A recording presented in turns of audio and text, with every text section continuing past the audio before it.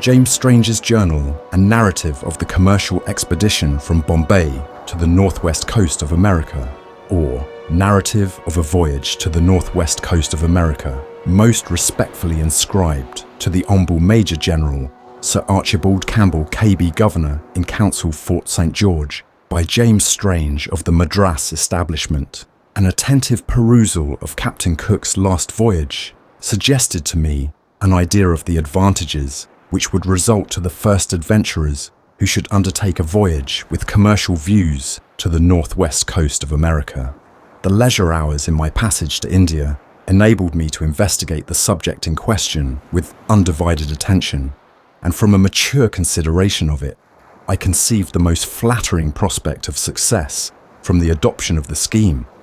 With a view, therefore, to this undertaking, I committed my thoughts on the subject to paper, and, fortunately I trusted for my scheme, on my arrival at Bombay, I submitted the consideration of it to my valuable friend and patron Mr. David Scott, who, with a liberality peculiar to himself, adopted it on such a grand scale, not only with respect to those immediately employed in it, but also with so extended a view to the general good, as claims the strongest testimony of public applause for so uncommon an exertion of private virtue. Had the event of this expedition proved unfortunate from misconduct in the management of it, I alone must in that case have borne all the blame, for the sole control and direction of the voyage, not only as to the route of the navigation to be followed, but also in regard to the commercial transactions, was vested in me. Such a state of responsibility as that with which I was entrusted is flattering only where success is certain. But in the present instance, where the event might prove unfortunate from 1,000 unforeseen accidents, it was in my opinion by no means an enviable state. The result cost me many a day's interval of painful anxiety for the prosperity of it. As the narrative of this voyage will probably be read by some few of those friends who wish to hear of my welfare, I cannot on this occasion withhold communicating to them, and which I do with infinite pleasure, that to the liberality alone of Mr. Scott, I am indebted for the means of sharing a considerable interest in the present undertaking, and that interest might still have been greater had I not judged it improper, in my then circumstances, to adventure beyond what I had the means of repaying in the event of a total miscarriage. 2 vessels were considered necessary for this service, the superintendence and equipment of which were entrusted to my control, and certain I am that better vessels never went to sea. The largest was about 350 tons and was named the Captain Cook in memory of that distinguished and much to be lamented navigator. The smallest, which was new off the stocks, was called the Experiment and was about 150 tons burden. They were both coppered and had each 2 very complete boats. They were besides amply provided with every store that either England or India could produce. There are few men, besides my friend Mr. Scott, who would have relinquished the opportunity of patronage which presented itself on the occasion of naming the officers who were employed in this service. This, however, he did in my favour, and on this liberal principle, that, as I was to sail with them, they ought for that reason to be men in whom I had both an interest and liking. They were accordingly all of my own nomination and approval. Many of them were men of science in their profession, and the first 5 in rank had the honour to serve as lieutenants in the British Navy during the last war. The object of this expedition, according to the arrangement of it, pointed not only to establishing a new branch of commerce with the western coast of America, but also had in view that laudable principle of discovery for the benefit of navigation and for the elucidation of science in general.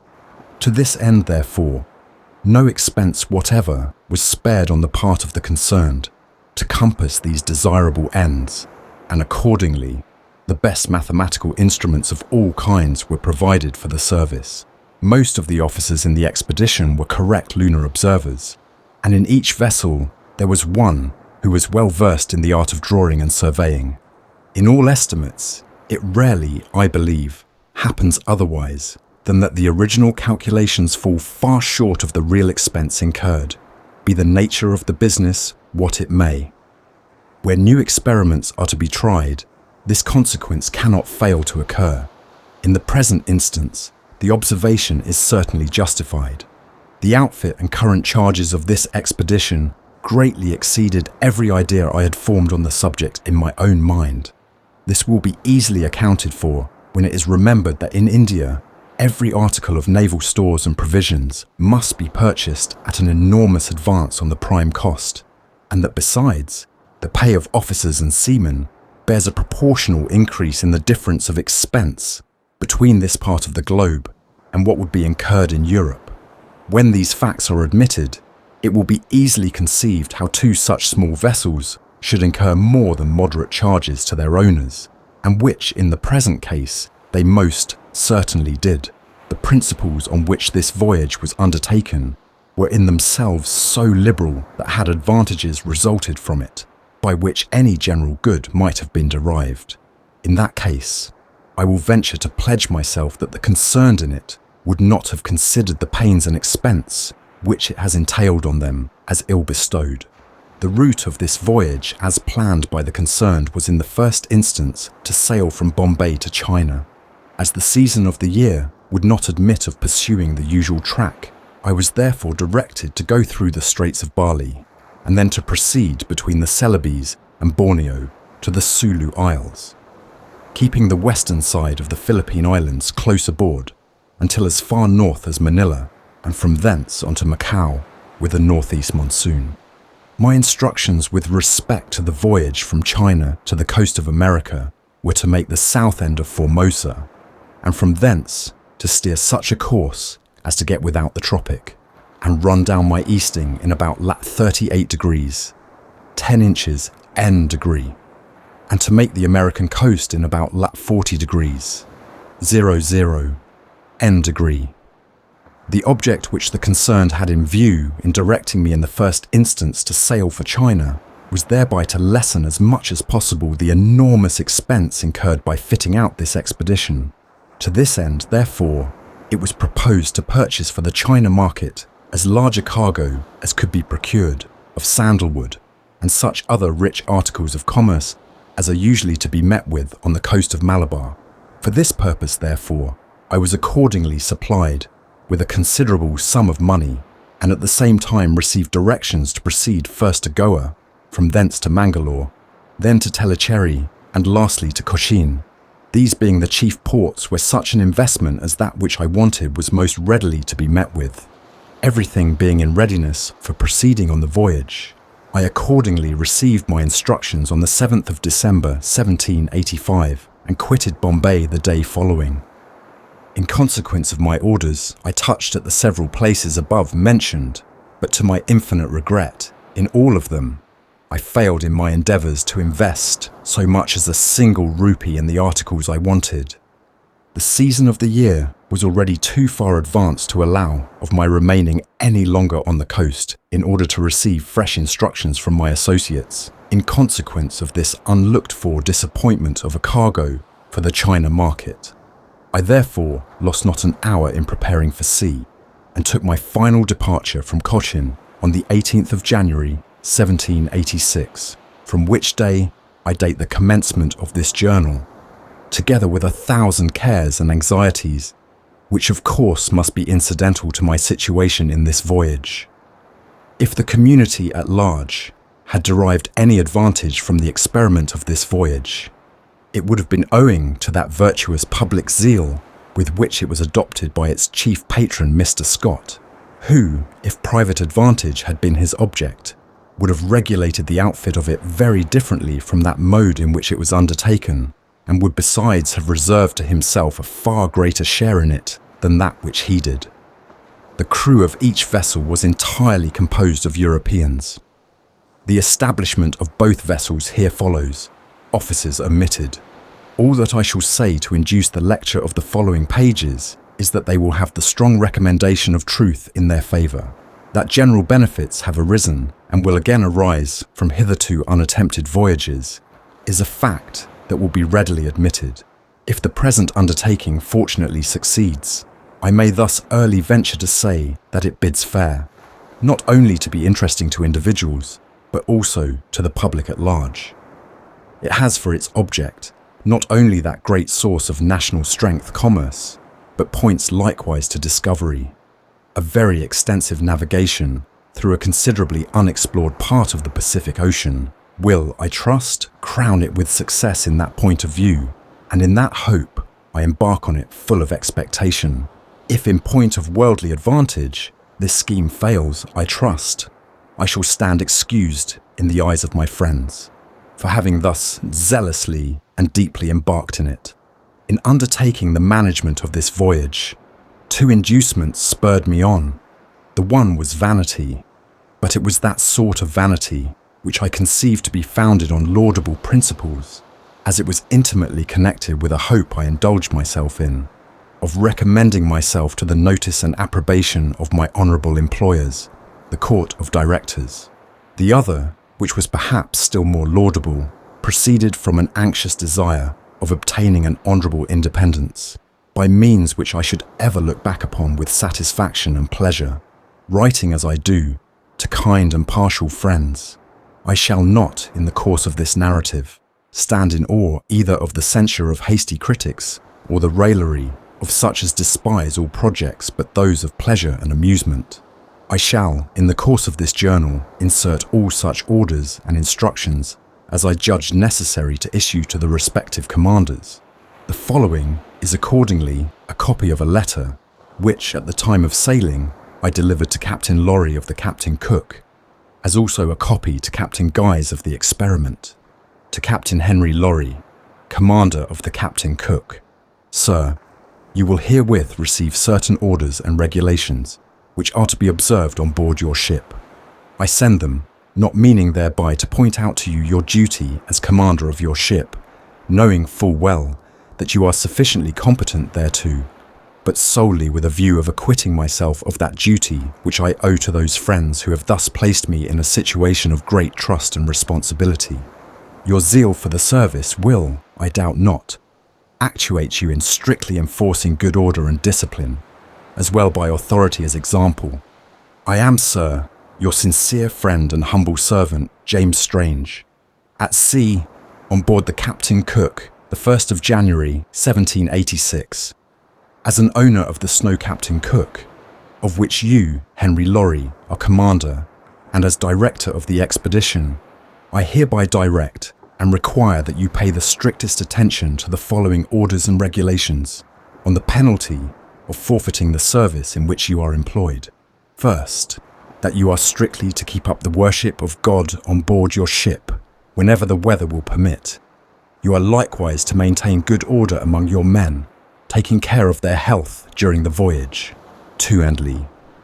You are to take special care to have and keep your guns and firearms always in readiness, to station your men at their several quarters, to put your ship in a good posture of defence, to have a sufficient number of cartridges filled with powder, and a proportionate quantity of shot to be at hand in case of any sudden attack. 3.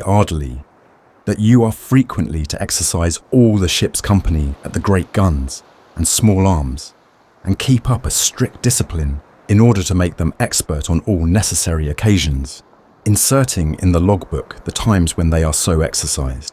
4. That you are most peremptorily forbidden to do or suffer any injury to be done to the natives in any part of the globe where your ship may touch, and you are to take the necessary precautions for that purpose. 5. That to prevent the great danger and frequent loss of ships by opening casks of arrack, rum, and other spirituous liquors at sea, I hereby strictly direct and require that during the whole voyage you do not at any time open or, on any pretence whatsoever, suffer to be opened any cask of arrack or other strong liquor in the lazaretto or elsewhere under any of the decks, but that whenever any of the casks, great or small, are to be opened, you do first bring them upon the upper deck and there draw them off. 6. That in order to prevent the loss of your ship by fire, you are hereby required to keep on board your ship as much as possible, in order that by your presence you prevent so fatal a calamity, and whenever you are obliged to be on shore, you must give the strictest charge to your officers, to be constantly careful in this respect, as to the drawing off arak, as mentioned in the foregoing order. 7 thully, that you are on no account whatever to suffer either the officers or seamen to use tobacco with fire between decks. If the former transgress your orders on this head, they are to be dismissed from the service. If in like manner the seamen offend, they are to be corporally punished, and their allowance of liquor stopped for the space of 1 month. This order you will accordingly make known immediately to all the ship's company. 8th lie, that no lights are on any pretence whatever to be allowed the seamen or petty officers after 8:30 in the evening at sea, nor after 9 o'clock in harbour. 9th lie, that one of the junior officers of the evening 8 o'clock watch is every hour to visit the ship between decks fore and aft, in order to see that there is no fire or candles likely to endanger the safety of the ship, and he is to make his report to the commanding officer of the watch accordingly. 10th, that the between decks are carefully to be washed and scrubbed at least twice a week, and to be clean swept every day. In wet or damp weather, after washing the decks, they are to be smoked, and the smoke is to be confined between decks at least half an hour. 11th, that in fine dry weather, the hammocks of the seamen are every morning at 8 o'clock to be brought on deck, where they are to remain until sunset, but not later. 12th, that you are to order your chief and second mates and surgeon at least once a month to inspect the necessaries and bedding of the seamen, to see that they are kept clean and in good order. 13th, that you are to take care that the surgeon attends particularly to the discharge of his duty in whatever relates to the health, not only of the ship's company under your command, but also to that of the ship's company under the command of Captain Guise, and that it may appear hereafter that he has discharged his duty in these respects. You are to certify at least once a month on the face of the journal that he has done so.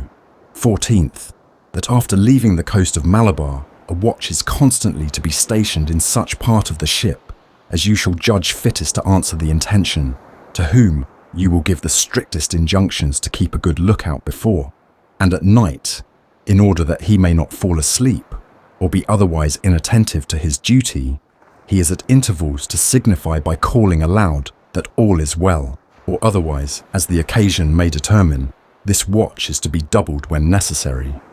15th, that as an encouragement to every seaman in the ship to be attentive to his duty while on deck, an additional month's pay shall be given to him for discovering and pointing out any rock or rocks, so that they may be distinctly seen by the officer of the watch and recognized by him as such.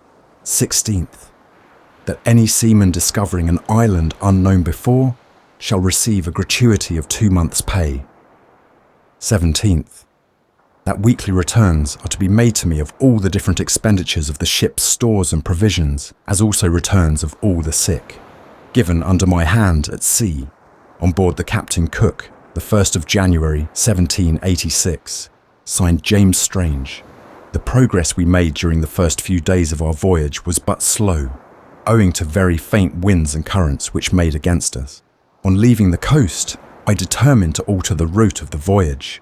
My reasons for so doing were many. At the time, I submitted my ideas respecting the plan of this voyage to the consideration of my friends. I then proposed it as essentially necessary, as I have before observed, that the vessels employed on this expedition should in the first instance go to China, with whatever cargoes they might be able to procure on the coast of Malabar. It was, I considered, necessary in an undertaking of this nature to lessen in the outset, as much as possible, the heavy expense consequently attendant on such a scheme of adventure as this. On a reference to the first part of this journal, it will appear that when I left Bombay, I was accordingly supplied with a very considerable sum of money with a view to the purchase of such a cargo, as in my progress along the coast of Malabar I could pick up. It will likewise appear that I was disappointed in being able to procure any, and that I was obliged to sail without having had the advantage of disbursing even a single rupee for that purpose Before, however, we proceeded on so long a voyage, it was necessary to procure many articles for the use of the ships, and which had been deferred to our arrival at China. Besides which, I judged it proper that I should by the earliest opportunity intimate to the concerned the plan I had now adopted. With this view, therefore, I determined on going to Batavia, where I knew that every requisite necessary for the voyage could be as readily supplied as at China. Having resolved on this measure, I therefore ordered the ships to shape their course for that port accordingly. I shall not, in this narrative, bring forward the uninteresting events of each day's progress of the voyage, but shall confine my remarks to such occurrences of it as I think most worthy of notice, and which shall be communicated with as much conciseness as the nature of the subject will admit of. Having set out with this determination, and being resolved to abide by it, I shall therefore forego narrating all the hairbreadth escapes which we encountered during an interval of 15 days from the date hereof. Instead of which, I shall only say that we happily made the southernmost point of Sumatra on the 26th inst. Our progress from thence to Batavia was somewhat disagreeably interrupted on the 28th, being too close in with the Telat of Ontong Point off Java, and the Experiment leading. She grounded in about 2 fathoms, and having at this time very fresh way through the water, she was forced on the bank a considerable way before she was brought up.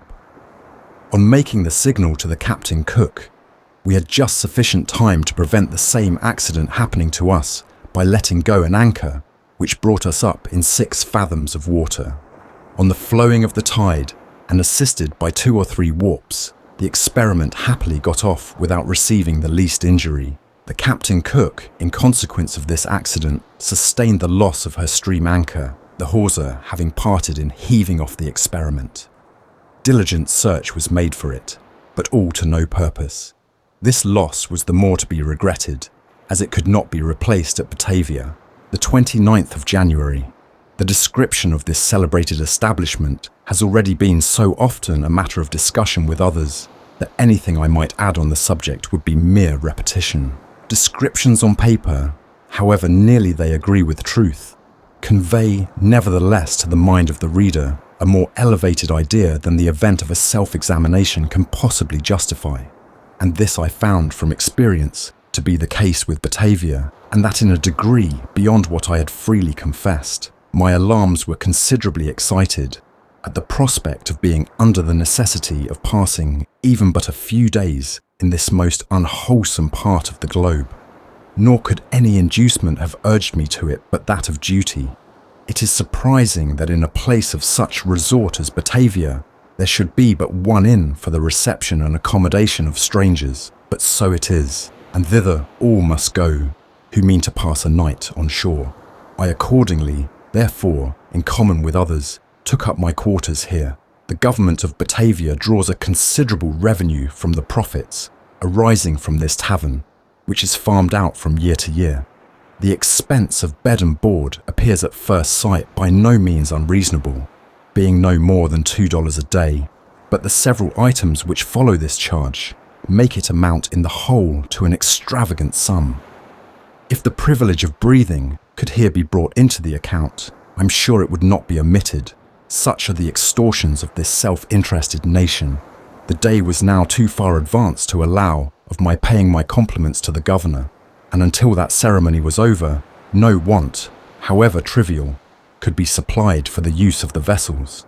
I was accompanied on shore by several of the officers belonging to the Captain Cook and Experiment.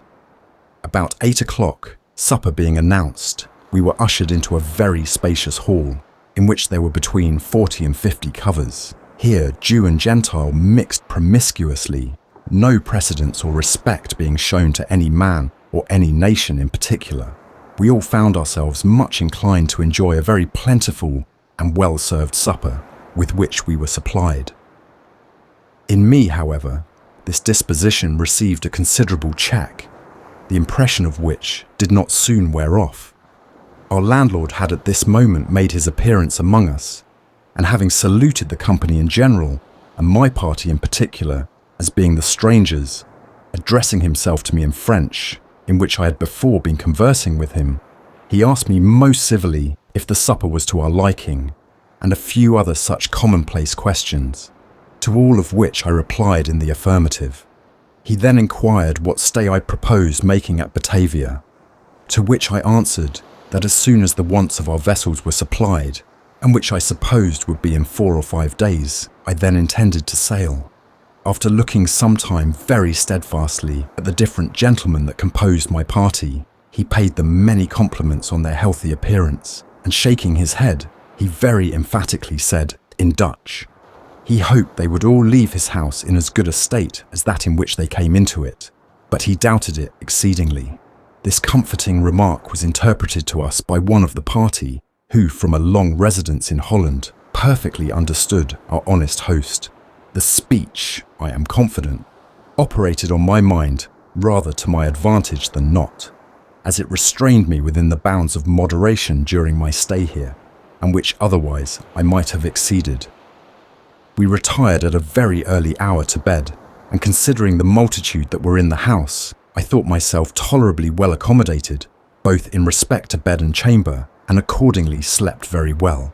In the morning at breakfast time, I entered into conversation with an English gentleman belonging to the Bencoolen establishment, who had been here some weeks. After the usual compliments had passed, of asking me how I did and how I slept, he inquired what bedchamber had fallen to my lot. I informed him it was, I believed, No. 18, in which I had passed the night. My gentleman, starting from me at the mention of number 18 with hands and eyes uplifted to heaven, entreated that I would no more think of sleeping in that room.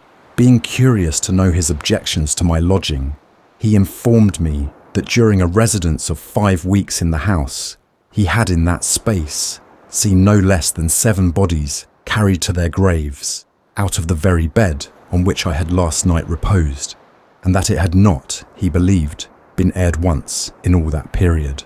As if electrified, I confess, I instantly felt 1,000 pains and aches, and cursed at the moment my very communicative friend for his intelligence. In consequence of it, however, I sent for the landlord and reproached him in the bitterest terms for having put me in a bed, which he could not but know must be very unwholesome from the circumstance before mentioned. He excused himself by saying he knew nothing of the matter and referred me to the head waiter as the person who took charge of that department.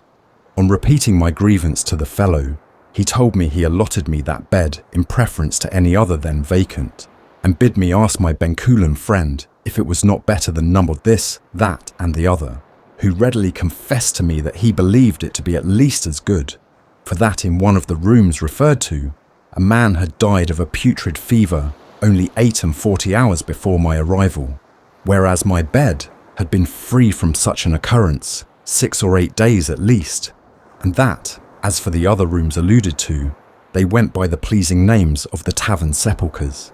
Having received little satisfaction in consequence of this éclaircissement, I determined in my own mind not to pass another night in any, the best bed in the house, and accordingly took up my lodging on a good billiard table, which I continued in possession of until my departure. After receiving all this agreeable intelligence, I would fain have slept on board ship, but this would have greatly interfered with the dispatch of the vessels, which I was very desirous to expedite. Besides that, it was not every day possible for the boats to pass and repass from the ships to the shore, owing to the high winds and very heavy sea, which sets into the roads at this season of the year. It seems little consistent with Dutch policy that they should accommodate strangers so ill as they certainly are in this hotel, it being not only too small, but likewise situated in the most deadly spot in all Batavia. The numbers that fall a sacrifice to its insufficiency in these respects, in the course of a year, are sometimes, I was told, very great indeed. The government, now awake to the sense of this evil, have lately purchased a very spacious and really magnificent house, which is besides in a pleasant and airy part of the town. Aftercomers will bless the change, and indeed no one will have cause to be sorry at it, the apothecary and undertaker only excepted, who now each draw a considerable revenue from the exclusive privilege they have of attending it. I shall pass over in silence the difficulties and delays I met with here, in procuring the few articles of which I stood in need. Suffice it to say that in 10 days, all my wants were at length satisfied, but not indeed without as much negotiation as would have been requisite to settle a treaty of peace with any other nation whatever. The Dutch, I believe, have at no period been celebrated for the punctilio and ceremony with which they treat strangers. In my intercourse with them, I have had little reason to controvert this generally received opinion, except indeed in one instance, which I cannot forego the pleasure of mentioning in terms of grateful remembrance. While Mr. Leclerc, the present Shabander, continues to hold that dignified station in the government of Batavia, no man need ever regret the general want of hospitality, which is characteristic of the inhabitants of this place. If he chooses to avail himself of that polite and affable reception, he is sure to experience from this gentleman, who is no less qualified to discharge with ability and dispatch the duties of his public office than to acquit himself with éclat in private society. During my stay here, I made it an object of my particular concern to obtain, if possible, some information respecting that part of the tract I had determined to go, between Java and Borneo, and through the Straits of Makassar, and which I knew must be a passage well ascertained by many of the Dutch navigators in this part of the world. My efforts, however, on this occasion were fruitless, and even pecuniary offers did not gain me the information I required. This, considering where I was, I own, surprised me not a little. I had indeed 2 different offers to pilot the vessels through this passage, from men who pretended they were common seamen, but whom I had strong reasons to suspect were employed by the government, with a view to find out if possible the object of our voyage. On my arrival here, I made it my business to inform all who were inquisitive in this respect what was the real destination of the ships. This I the more readily did, as I conceived such information would naturally operate to prevent the undertaking of a like expedition with ours, if any such was in agitation, at least until the event of our success in it was known. Few, I believe, of those with whom I conversed on the subject gave me credit for my information, the generality of them inclining to think that the object of our voyage was rather to explore their Spice Islands than the N.W. coast of America. The circumstances under which I appeared amongst them wore in fact a doubtful and suspicious appearance, and I was credibly informed that the jealousy and fears of this envious government were strongly excited by the arrival of Captain Cook, an experiment. I was not much surprised that such opinions should obtain on this occasion. I came to Batavia without a single introductory letter. I had neither a cargo to procure, nor had I one to dispose of.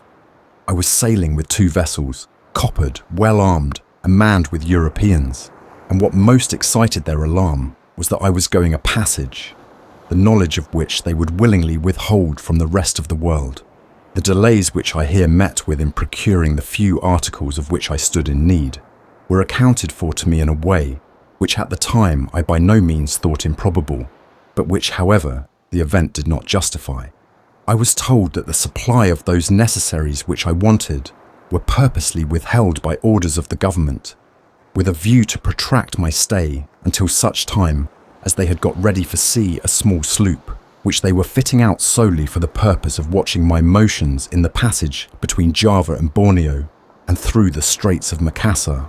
On receiving this information, I immediately waited on the Shabander and told him that whether the stores I had indented for were granted me or not, I intended sailing in 48 hours, and pressed him in strong terms to supply my wants within that period.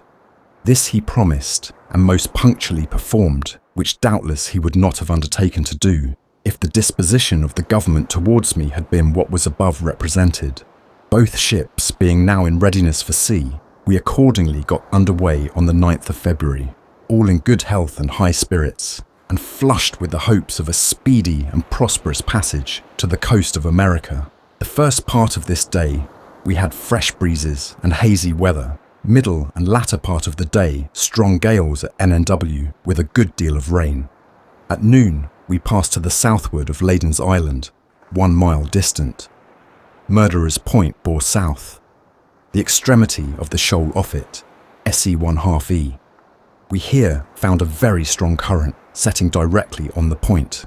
At 6 p.m, the northernmost extreme of Java bore SE by E distant 4 leagues. At 7, the westernmost extreme of Java in sight, S by W. The ships here took a fresh departure from Murderer's Point, allowing it to be in latitude 5 degrees 56 south and longitude 107 degrees 30 east from London. Throughout these 24 hours, fresh gales with occasional squalls and continual rain.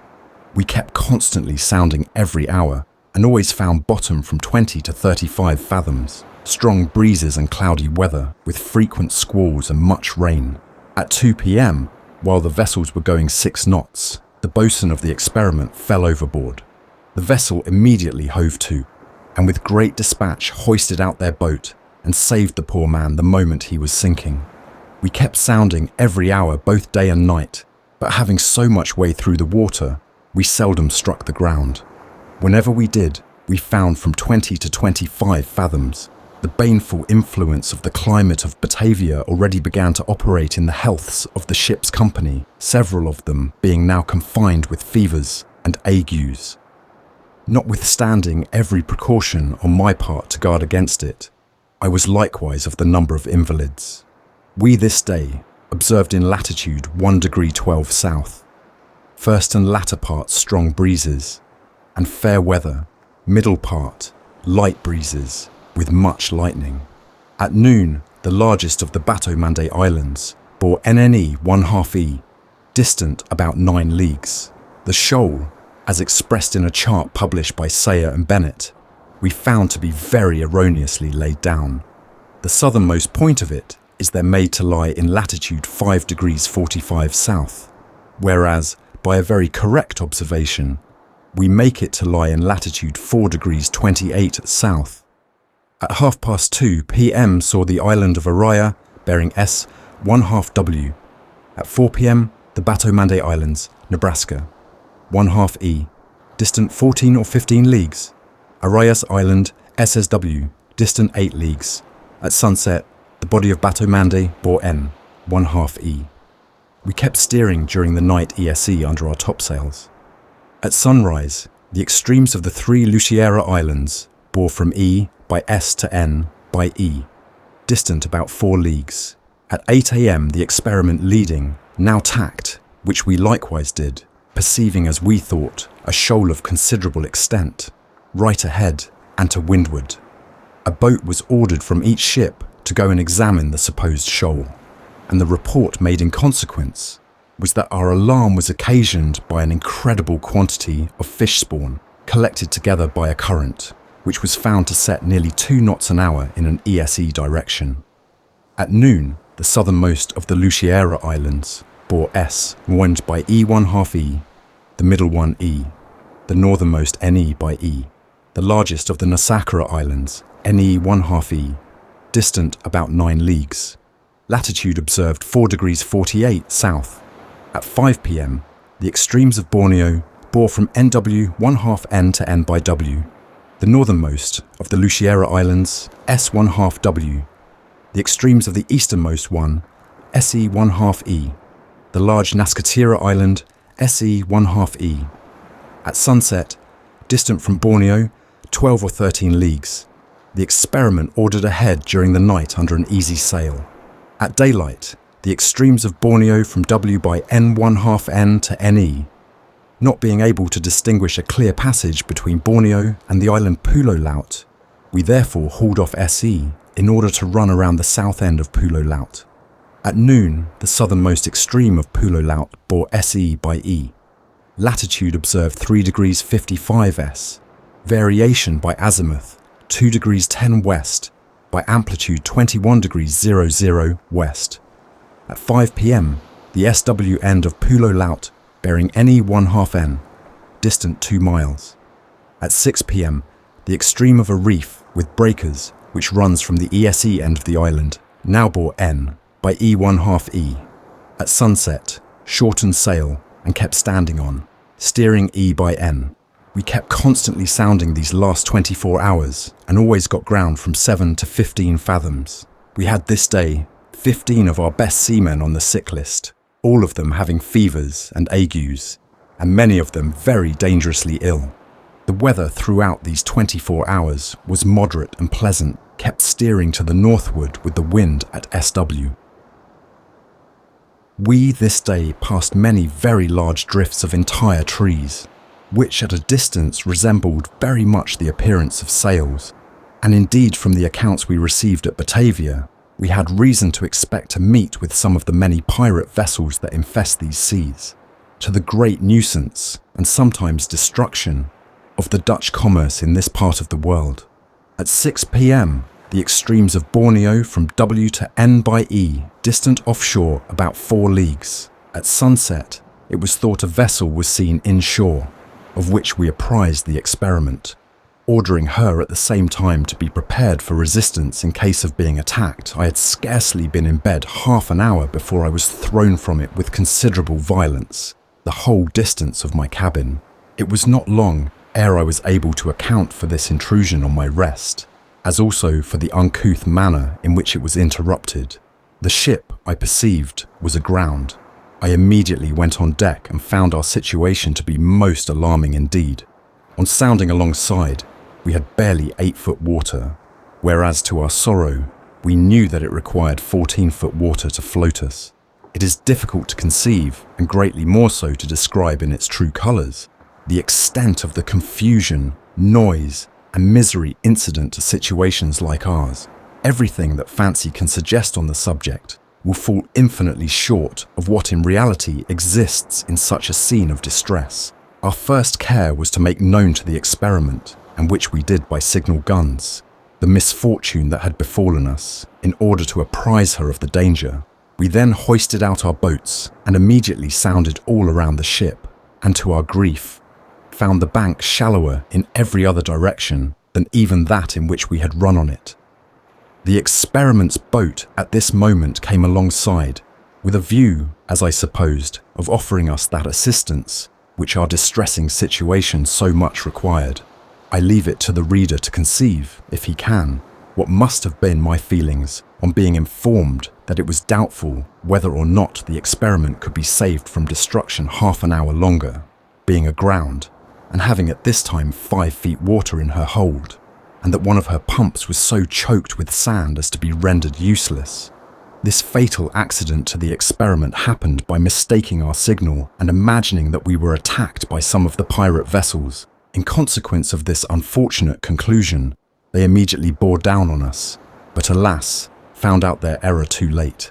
Having now only 3 fathoms of water alongside, they therefore instantly let go an anchor, but before it could bring them up, a very rapid current drove them directly onto the bank, the consequence of which was, the P of the anchor went through the vessel's bottom in 5 or 6 places.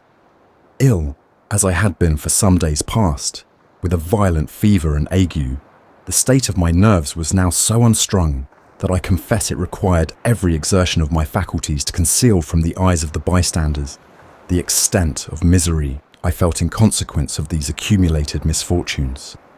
In the momentary pause in which I permitted myself to think, I regretted less the prospect which stared me in the face of ruin to my fortune than I dreaded the possible chance of miserable slavery that now threatened us. Our situation, taking it even in its most favourable point of view, was unquestionably very critical. It was the general belief that the experiment was now lost to the service, and it was at least a doubtful question whether or not we should be able to extricate the Captain Cook from her present perilous situation, which every hour's continuance made so much the more improbable. We were at this time in the very centre of a nest of pirates, who from our earliest intercourse with this part of the world have been known to infest these seas. From the Dutch authorities, we were taught to believe that from the Celebes alone, there are no less than 40 vessels of this description, which belong to the different potentates of that island. The islands of Java, Borneo, and Mindanao have likewise each a considerable number, considering then our present station with respect to the situation of these kingdoms. It was by no means an improbable event that we might be attacked by someone of these powers. Indeed, a very recent instance of the daring spirit of these lawless banditti happened within our own observation. His Majesty's ship, the Swallow, commanded by Captain Carteret, was in the year 1768. Attacked in his passage through these straits, and not far from the very spot where we now lay. They were not allowed time to repent the rashness of their attempt, for we are told that their vessel went immediately down upon receiving the Swallow's first broadside. A like bold attack made on our ships in their present helpless state would probably have been fatal to us. Desperate as appearances were against us, it became therefore the more necessary to make a vigorous effort to extricate ourselves from the danger which threatened us. In the first place, I sent orders to the commander of the experiment on no account whatever to quit the vessel, while there was a possibility of staying by her without risking the lives of the crew, and to endeavour to find out as soon as possible in what part of the vessel it was that she had sustained the damage done by her anchor. We now carried out our small bower anchor and entered the cable in at one of the quarterdeck ports. We then made a raft of all the booms and spars for the purpose of receiving our guns and other heavy stores, and having started our tank and otherwise lightened the ship, all hands were now summoned to the capstan, and during the whole night we kept heaving such a strain as I did not conceive could possibly have been resisted by the strongest cable that ever was made. I fancy in all situations similar to ours, it requires management and address to urge the seamen on to those exertions, in which, if left to act of themselves, I dare believe that not one ship in 50 would be saved. Many of them on this occasion showed symptoms of alarm and despondency, and others of mutiny. However, I found by humouring one, promising another, and threatening a third, they were alike manageable. A little after midnight, to our inexpressible joy, we found the tide flowing fast. This happy news inspired us all with new life and vigour, and indeed a spur like this became now very necessary. Hitherto our exertions, great as they were, had been altogether unavailing, so that some were cursing their unhappy fate for having embarked on the expedition. Others were wondering what they were to do when they got on shore, from which, I should have remarked, we were about 2 leagues distant, fearing that the alarms which had already taken possession of some of our most despicable wretches might become general, in order therefore to prevent the fatal consequences that might have ensued had they been inclined to abandon the ship. I ordered both our boats astern, with 2 or 3 trusty persons to watch them, who had directions to turn them adrift in case an attempt was made to seize them by any of the crew. We had now been aground about 7 or 8 hours, during which time our exertions at the capstan had been unremitting. Most fortunately, we had little or no wind, otherwise the ship must have sustained much damage, as there was a considerable groundswell, which at times made us strike with some violence. We were at this time encouraged to redouble our efforts from the joyous prospect of seeing the experiment afloat and getting under way. We therefore kept heaving a very great strain for half an hour longer, and perceiving the ship to be at this time almost free, we loosed the sails, and at the moment of doing so, a fresh breeze sprung up, so that our noble ship, as if inspired by the dignified name of that great man she bore, after many vigorous struggles, disengaged herself from the danger that had threatened her with destruction. In 5 minutes' time, we got clear of the bank, and joyfully let go our anchor in 17 fathoms of water. We now sounded the well, and to our great satisfaction found that the vessel did not make a single drop of water, so that if we had been a single ship, the voyage would not have been retarded 24 hours in consequence of the disaster that had happened to us, whereas, by the unpardonable mistake of the experiment, such a check to our progress was unavoidably incurred, as made me fear might prove fatal to the success of the expedition. Having first properly secured the captain cook, it became necessary in the next place to attend to the wants of our consort, whose situation we knew to be still very perilous. It was a fortunate circumstance for the experiment that such was the condition of the captain cook as to be enabled to spare her as many of our ship's company as could be employed to advantage. Without such assistance, they could not have kept the ship afloat. During the whole of this day, a party was constantly working at the pumps, and it required incessant labour to keep the leak from gaining on them. Others were employed in clearing the main hold in order to get at the leaks, which was supposed to be on the starboard side before the main hatchway. This service being at length effected, the carpenters, after having cut away some of the lining, soon came to the knowledge of the mischief done, which was found to be no less than 5 holes through her bottom in the 2 planks next to the garboard streak. The extent of the evil being reported to me, it became a matter for inquiry to know if we were in such a situation as to be enabled to apply an effectual remedy.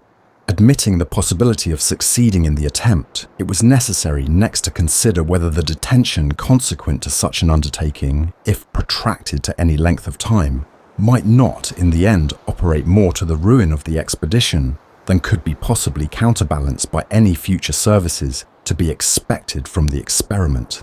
In order to determine the measures necessary to be taken with the experiment, I judged proper to write the following letter. To Captains Lorry and Guise, gentlemen, I cannot sufficiently express to you the concern which I particularly feel for the untimely accident which thus retards the progress of the voyage, and which in its consequences may prove fatal to the success of it. While we lament the misfortune, let us not, however, be inattentive to the most obvious means of applying remedy to the evil as soon as possible. Several circumstances are to be considered before I can come to any final determination with respect to the destiny of the experiment. It will be necessary for my guidance to know from you in the first place whether or not we are so situated on the coast of Borneo as to be able with safety and convenience to heave down the experiment. It will in the next place be requisite that you should examine whether this part of the coast is inhabited or not, in order that we may be enabled to judge if the stores of the experiment may be landed without apprehension of danger from the natives, who it is to be feared have no less the will than the power to take advantage of distresses like ours. Having, I shall suppose, ascertained these points in a favourable manner to our wishes, it will be further necessary for me to know what length of time it will require to repair the damage the experiment has sustained, and this so effectually as to enable her to prosecute the voyage with safety to the crew and advantage to the expedition. It nearly concerns the interest of everyone embarked on this voyage that our arrival on the coast of America may be as early as possible, supposing the repairs of the experiment to be undertaken. In that event, I shall trust that you will, by every exertion of your influence, so quickly and effectually remedy this most unfortunate accident as to prevent it, in its effects, from operating to the disadvantage of those who have so liberally placed us in our respective stations. Earnestly recommending these matters to your serious attention and expecting your immediate answer, I remain, gentlemen, your most obedient and humble servant, signed James Strange. Straits of Macassar, the 18th of February, 1786. In compliance with the contents of this letter, Captains Lorry and Guise went immediately on shore and reported to me that it was every way fit for the purpose of receiving the experiment's stores during the operations of heaving her down, and which they conceived might be landed without the fear of attack from the natives, as there were no human traces, whereby to suppose that this part of the coast had ever been visited before our arrival. Indeed, the appearance of the land very much favoured such an opinion. The shore was low, swampy, and so thickly covered with wood to the water's edge as to be utterly impenetrable beyond the distance of 20 yards from the beach. These circumstances doubtless made the climate very unhealthy, and before we left the place, we were but too strongly confirmed in the belief of its pernicious consequences. Captains Lorry and Guise further informed me that it was their opinion that the damage sustained by the experiment could, with our present resources, be most effectually remedied, and that the necessary arrangements to be taken in consequence would not retard the voyage above 7 or 8 days at most. Painfully as this delay operated on my mind, yet I considered that the alternative of proceeding on the voyage without the experiment might in its consequences involve the Captain Cook in difficulties and dangers on the coast of America, which singly she could not surmount. Besides, sending our consort back to India was taking upon myself so great a degree of responsibility as would have made my life a state of misery during the remainder of the voyage. These considerations at length determined me to order the necessary repairs to be immediately undertaken, and which they accordingly were. Great loss of time was occasioned by the impossibility of landing any of her stores except at high water, and which happened once only in the 24 hours. In the course of a few days, an attempt was made to heave down the Experiment, in which, however, they failed, as she had yet too much dead weight in her hold. All the stores and provisions were now taken out, and her water started, and a second endeavour to heave her down proved equally ineffectual. It was therefore found necessary to clear her hold of everything, even to her ballast, which was accordingly thrown overboard. All obstacles being thus removed, she was now easily hove down to within 2 feet of the keel, when no less than 5 holes were found to have been made by the P of the anchor, which had gone quite through her bottom, but without, however, having so much damaged the plank as to make it necessary to replace it with new. The holes were most effectually stopped by plugging them up and caulking them.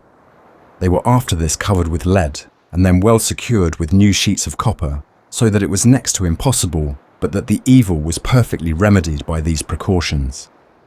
As if to add to the present distresses of my mind, the fever and ague now again obliged me to take to my bed, the violence of which was infinitely increased in consequence of the exertions and fatigue I necessarily underwent in the time of need.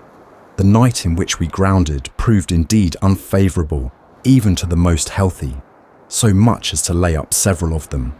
From the moment the vessel struck, so considerable a dew fell until sunrise, as to wet everyone to the skin, and at the same time the air was so insufferably hot as to make it altogether unfit for respiration.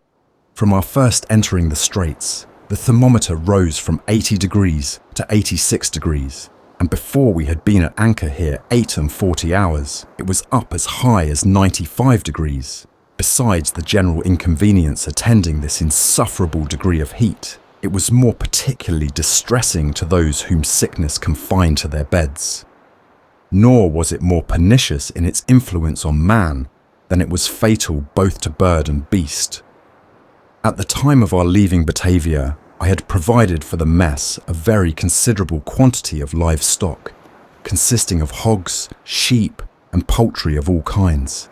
Yet before we had been here many days, our stock, large as it was reduced to a few hogs and a male and female of each species of the feathered tribe, which it was my desire might be preserved for our American friends. A long period had now elapsed since last I was able to take a pen in hand, in which time I had seldom quitted my bed and on no occasion quitted my cabin. The fever and ague during 2 months never ceased for 48 hours together, to continue in all its force, by which I was reduced so low as to be believed beyond recovery. Indeed, considering the frequency of the fits, of which I had sometimes 2 in a day, it was a matter of little wonder I should lie so. The violence of it, however, abating, it would have only required the assistance of proper diet to have re-established me in my former health, but this in my situation was not to be had. The only nourishment I allowed myself was rice and flour.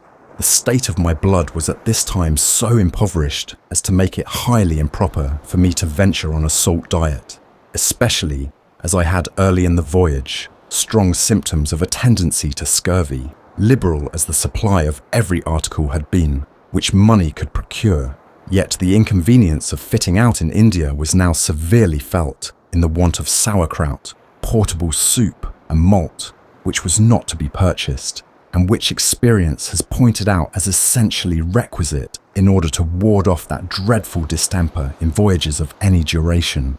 Although my indisposition was such as made it impossible for me to attend personally to the operations of heaving down and refitting the Experiment, I have nevertheless reason to believe that no unnecessary delay was occasioned on this account. Yet, notwithstanding every exertion was made use of to forward this service, a period of no less than 20 days elapsed before it was possible for the Experiment to be got ready for sea, unforeseen difficulties daily arising, which retarded the operation of refitting with that expedition with which it was at first thought the business might be effected.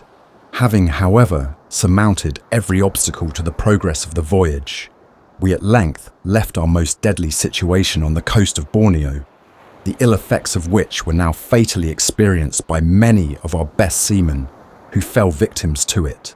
From that time to the present, no period of a like duration was ever productive of less incident or occurrence of less moment than that which marked the progress of the last 4 months of our voyage, so that I shall not obtrude upon the patience of my reader an uninteresting narrative of calms and gales, which alternately occurred during this most tedious part of the expedition. The tract was unfrequented in which we crossed the Pacific, and I hoped it might have been productive of novelty. To my infinite regret, however, it proved otherwise. It is probable, I think, the immortal navigator who preceded us in this voyage has left little to be done in this respect by later followers. It would require a much abler pen than mine to describe the fears and anxieties which now agitated the minds of each man on board this expedition on the prospect of our near approach to land. My own, I confess, were warmly excited on the occasion, nor should I be believed if I was to say that I felt indifferent as to the event of our arrival on the coast of America. If, on making the coast, I had found the field preoccupied, I confess such an event would have called forth an exertion of all my philosophy in order to suppress with becoming fortitude the keenness of the regret which I should have experienced on the occasion. I had other reasons for wishing a fortunate and speedy landfall, and which I declare pressed on my mind in a manner more forcibly than those which were excited by self-interested motives. Had the present prosperous gale with which we were now blessed failed us, and that in consequence our arrival at Nootka had been protracted 10 days beyond the time in which we arrived there, we should, in that melancholy event, have lost perhaps a score of fine fellows, who, within that period, would inevitably have fallen victims to that fatal scourge, the scurvy, which was at this time making rapid progress in our ship's company, a third part of whom were actually confined with it, many of them with symptoms which foreboded a near period to their existence. From my experience in this voyage, I am much inclined to think that no care, however great, will ward off this fatal malady after having been at sea for such a length of time as that which had elapsed since we left Batavia. If the most unremitting attention as to the diet and cleanliness of the crew could have operated to prevent this disease, it would not, I am confident, have assailed us in the manner it did. The best provisions and liquor that all the East could produce were purchased at Bombay, besides which they had with an unsparing hand rice, wheat, currants and raisins, sago, sugar and tea, with lime juice and wine, in as large quantities as the surgeon considered good for them. Nor were they ever at any allowance of water till within the last 3 weeks of the voyage, when it was judged necessary to limit each man, the sick only excepted, to 2 quarts a day. The advantages resulting from the benefit of a tank or well, which is the usual vehicle in which water is kept at sea in all the Indian trading vessels, are, in my opinion, so obvious that it is a matter of astonishment to me that the practice has never obtained either in the Navy or in the East Indiamen. To this latter class of ships would be derived more particular advantages than to any other description of ships whatever. They would in the first place be thereby enabled to carry to sea nearly a third part more in quantity than they usually do, and from this addition to their stock, they would of course increase very considerably the allowance to the ship's crew, which circumstance alone would tend in a great measure to keep them free from the scurvy. Besides, the quality of the water so preserved is infinitely superior to that which is closely confined in a cask. Another sterling advantage would be derived to the owners from the adoption of this practice. They would thereby be gainers of nearly as many tons as now occupies half the space which is allotted for the present quantity of water usually taken in their shipping. The expense of building such a tank would perhaps in the first instance be considerable, but in answer to this objection, I have to observe that this same vehicle will continue serviceable for the space of 25 or 30 years. A few days before I left Bombay, being in the dockyard, I saw one of these tanks, or reservoirs, landed from one of the company's cruisers. The master builder, who was with me, told me that his father had built it in the year 1757, during which interval of time it had only twice undergone a slight repair, and although it was now condemned from the company's service, he made no doubt of being able to dispose of it, as he would ensure its being serviceable for 8 or 10 years to come. It was an article of agreement between the concerned in this expedition and the seamen that they should receive an advance of 4 months' pay before leaving Bombay, and a further advance of 2 months' pay at Canton, over and above the wages due to them. This agreement was accordingly fulfilled at Bombay, and as we did not go to China, the last advance was made at Batavia. This was done with a view to their laying in a large stock of warm clothing, which they were informed would be indispensably necessary to enable them to encounter the inclemency of the climate to which they were going. Those who know seamen, and who know the extent of their foresight, will readily believe me when I say that not a shilling in the pound was allotted by them to the purposes for which this indulgence was granted. Every penny was expended in liquor and other pursuits no less injurious to their healths. Luckily, it was intimated to me before I sailed that such would be the objects to which they would apply their money, and fortunately for them, I was thus early apprised of the inconsistency of the conduct of this description of men. I accordingly procured beds and bedding for every seaman in the expedition. They likewise received each a jacket and trousers lined throughout with flannel, together with warm flannel nightcaps and strong shoes. The cause of all my present uneasiness, the scurvy, was not confined alone to the seamen. It had likewise made its appearance among the officers and myself in particular, but with symptoms less alarming. One of our junior officers now fell a victim to it. I had observed that the scurvy had more immediately attacked those who, early in the voyage, were laid up with fevers and agues or other complaints. The progress it made in this class of men was infinitely more sudden than what it did in others.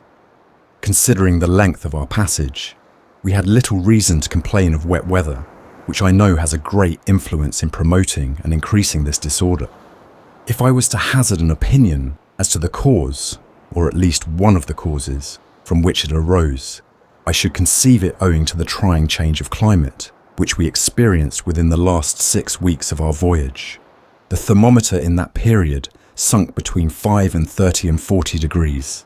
This change, combined with the occasional rains and fogs which we lately experienced, were, I should imagine at least, predisposing causes to this malady.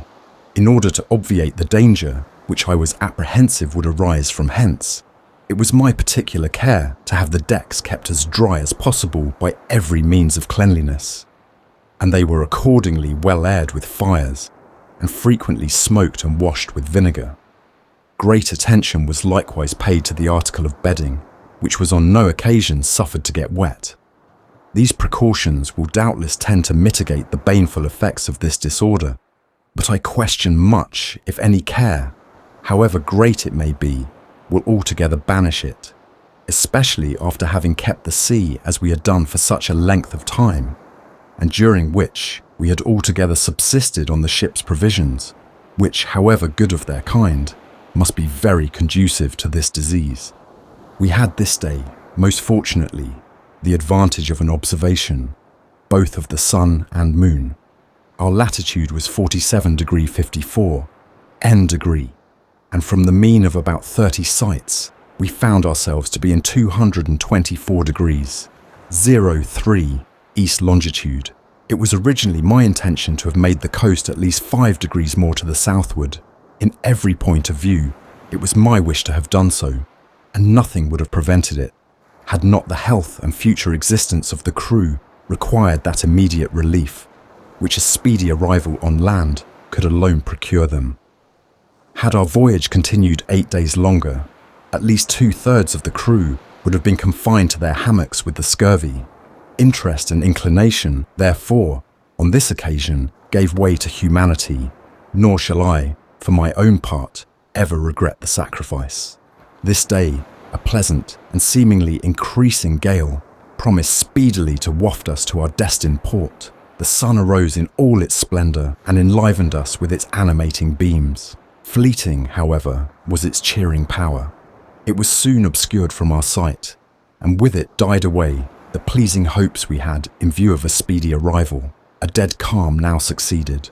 The influence of this change operated in a sensible manner on all our minds, but the impression it more particularly produced on the minds of the sick can only be conceived by those who are intimately acquainted with the nature of the disease under which they laboured.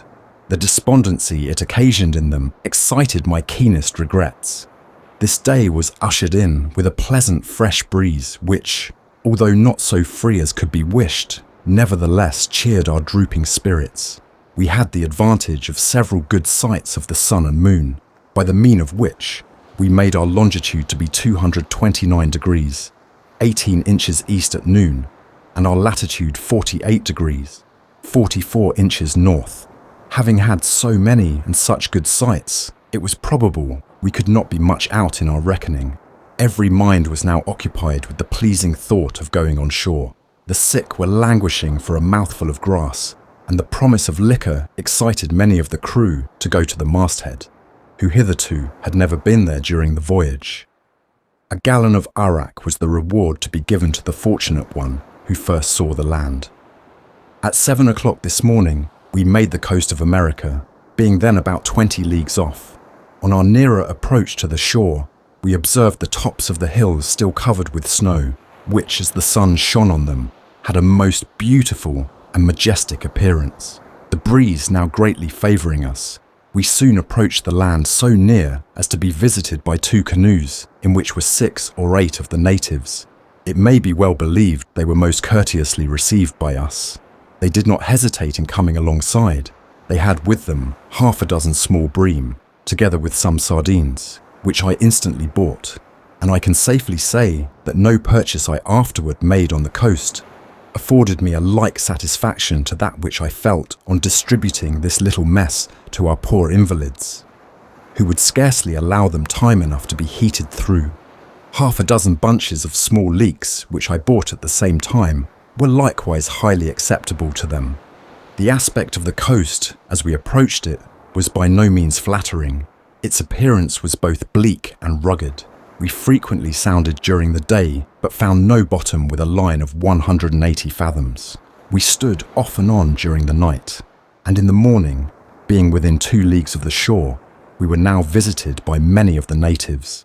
In our inquiries for Nootka, they directed us to at least 6 different parts of the coast, each party being desirous of our anchoring in that part of it to which he pointed, and in which it is probable he resided. Towards the middle of the day, there were not fewer than 50 canoes about the ship, each containing from 2 to 10 persons. The quantity of fish which we purchased from them was at least equal to 3 days' consumption of both our ship's companies, and the variety was far greater than I expected to meet with, according to Captain Cook's account. But it must be observed that the season of the year was now more favourable for fishing than at that at which he was here. The different kinds with which we were occasionally supplied during our stay at Nootka were salmon, cod, skate, halibut, bream, trout, with herrings and sardines, and also a very fine sort of flatfish, to which I cannot give a name, resembling much in taste and size a turbot. Our supply of these was, however, by no means regular. Sometimes we got more than we could use while sweet, whilst at other times we were in want for several days together. After having now satisfied the longing desires of the ship's company with respect to a good fresh dinner, it will readily be believed I was not tardy in my inquiries after a good sea otter skin, nor was it long before I was gratified in my turn. I this day got several, all of which, however, were old and ragged. I was not much surprised that this should be the case when I considered the profession of the wretches from whom I purchased them, and who in selling them probably parted with all their wardrobe. We this day kept standing down the coast with great caution, however, having much squally and thick weather. At 6 p.m. the fog increased to that degree so as to make it advisable to come to anchor, which we accordingly did in 23 fathoms of water, distant about 1.5 miles from a small island laying off the coast about 3 leagues. At 7:30 a.m., the weather clearing up, we got under way with a light breeze from the SW. At noon, The extremes of the land bore from WNW to SE. The southernmost extreme we took to be Breakers Point, distant about 12 or 13 leagues. At 8 p.m, Breakers Point bore ESE plus S, the north point of the entrance of the sound E1/4N. The northernmost extreme NNW, distant from the nearest shore about 3 leagues. At 7 a.m, a thick fog and calm coming on. We again let go an anchor in 33 fathoms. At noon, the fog dispersing and a breeze springing up from the westward, we weighed and stood in for the sound. At the same time, sent the boats ahead to sound and look out for the cove in which Captain Cook anchored. We kept standing in for the sound, sounding frequently, with from 50 to 90 fathoms of line, but got no bottom. Perceiving at this time the longboat haul around to the westward, we did the same. By the time we had rounded the northwest point of the entrance of the sound, the longboat returned and informed us that they had not been able to find the ship cove. Had we made the sound more to the southward, this oversight could not have happened, and the inlet to the ship cove could not in that case have been mistaken. Whereas, entering the sound as we did to the northward, the northeast inlet was not, from the formation of the land, even discernible to us in the ship. Much less could we expect it to be so to those in the boat. Finding ourselves to be in the northwest inlet, night now approaching, and having no soundings with the greatest length of line, we were anxious to secure the ships in the first convenient place that could be found. With this view, the longboat was again ordered ahead to sound in a small bight on the west shore, where she found good anchoring ground. In the meantime, both the tide and wind set us so rapidly up the sound that we found it impossible to avail ourselves of the information now brought us by the longboat, as we had driven considerably past the bight in question. We at length found bottom with about 80 fathoms and gladly came to anchor, it being at this time nearly dark. During our progress up the sound, we were accompanied by many canoes, which welcomed us with a song, or rather an oration, from one of the chiefs, in a manner similar to that mentioned by Captain Cook. The weather was squally at times with rain. At 3 a.m, we began to heave on the best bower and found a strand of it gone, but got it sufficiently within to bring a hawser to it and weighed it. At 7 a.m, we weighed anchor, there being little wind, and that variably, we sent the longboat ahead with a tow rope. About 9 a.m, a breeze sprung up from the southward, with which we stretched over to the eastward, finding a strong tide setting us on the western shore. The ships at this moment passed some rocks within the distance of a boat hook's length. The situation of the ships at that time was far from being either sheltered from wind or sea. Besides, from the small number of inhabitants that had as yet visited us, I supposed it to be rather distant from any of their habitations, which alone was a sufficient reason for me to wish to quit it as soon as possible. We therefore got under way with the intention of going to Ship Cove. In working through some islands that lay between us and it, we were 2 or 3 times within arm's length of destruction. The rapidity with which the tide and currents run, and the contrary directions in which they sometimes encountered each other, made it impossible to govern the ships with any degree of certainty whatsoever, so that we were happy to avail ourselves of the first situation that offered itself to come to anchor, and which we did in 74 fathoms of water. From this time to the 5th of July, we continued in our present situation, having failed in 2 or 3 attempts we made to quit it, the winds or currents always counteracting our efforts. Being now anxious to get the ships to some commodious and central situation in the Sound, I therefore ordered out the longboat of each vessel with directions to explore Ship Cove and any other place that seemed an eligible situation for the purpose of refitting the ships, as well as trading with the natives. I was too busily employed in attending to a great number of very welcome visitors, who were now coming from all quarters, to be able to quit the ship's side for half an hour together. From my first interview with these people, I had determined never to suffer any of them to come on board ship, and during my stay at Nootka, I always adhered to this determination, except in favour of 2 or 3 of the chiefs, to whom I wished to show some marks of respect and distinction, and who were accordingly received on board on several occasions. But as for the common people, not one of them ever went up the ship's side. In establishing this custom, I am certain I thereby avoided frequent cause of quarrelling with the natives, which their unconquerable dispositions to theft, no doubt, would have occasioned. Our boats now returned from the service on which I had sent them, and had, as I directed, explored Ship Cove and several others besides, and among the number was that bay mentioned by Captain Cook under the name of Friendly Harbour. From the different reports made of all these, none appeared to me so likely to answer my purpose as the one last mentioned, and therefore I accordingly determined on making that my headquarters. It was not, however, until the 9th day after our arrival in Nootka Sound that we finally came to our moorings there. During this interval, I firmly believe that no two ships ever had so many hairbreadth escapes from certain perdition as our vessels had. Such was at times the violence of the winds and weather that we were more than once under the necessity of striking both masts and yards. The Experiment, while busily employed in this service, had the misfortune to lose her jolly boat from alongside.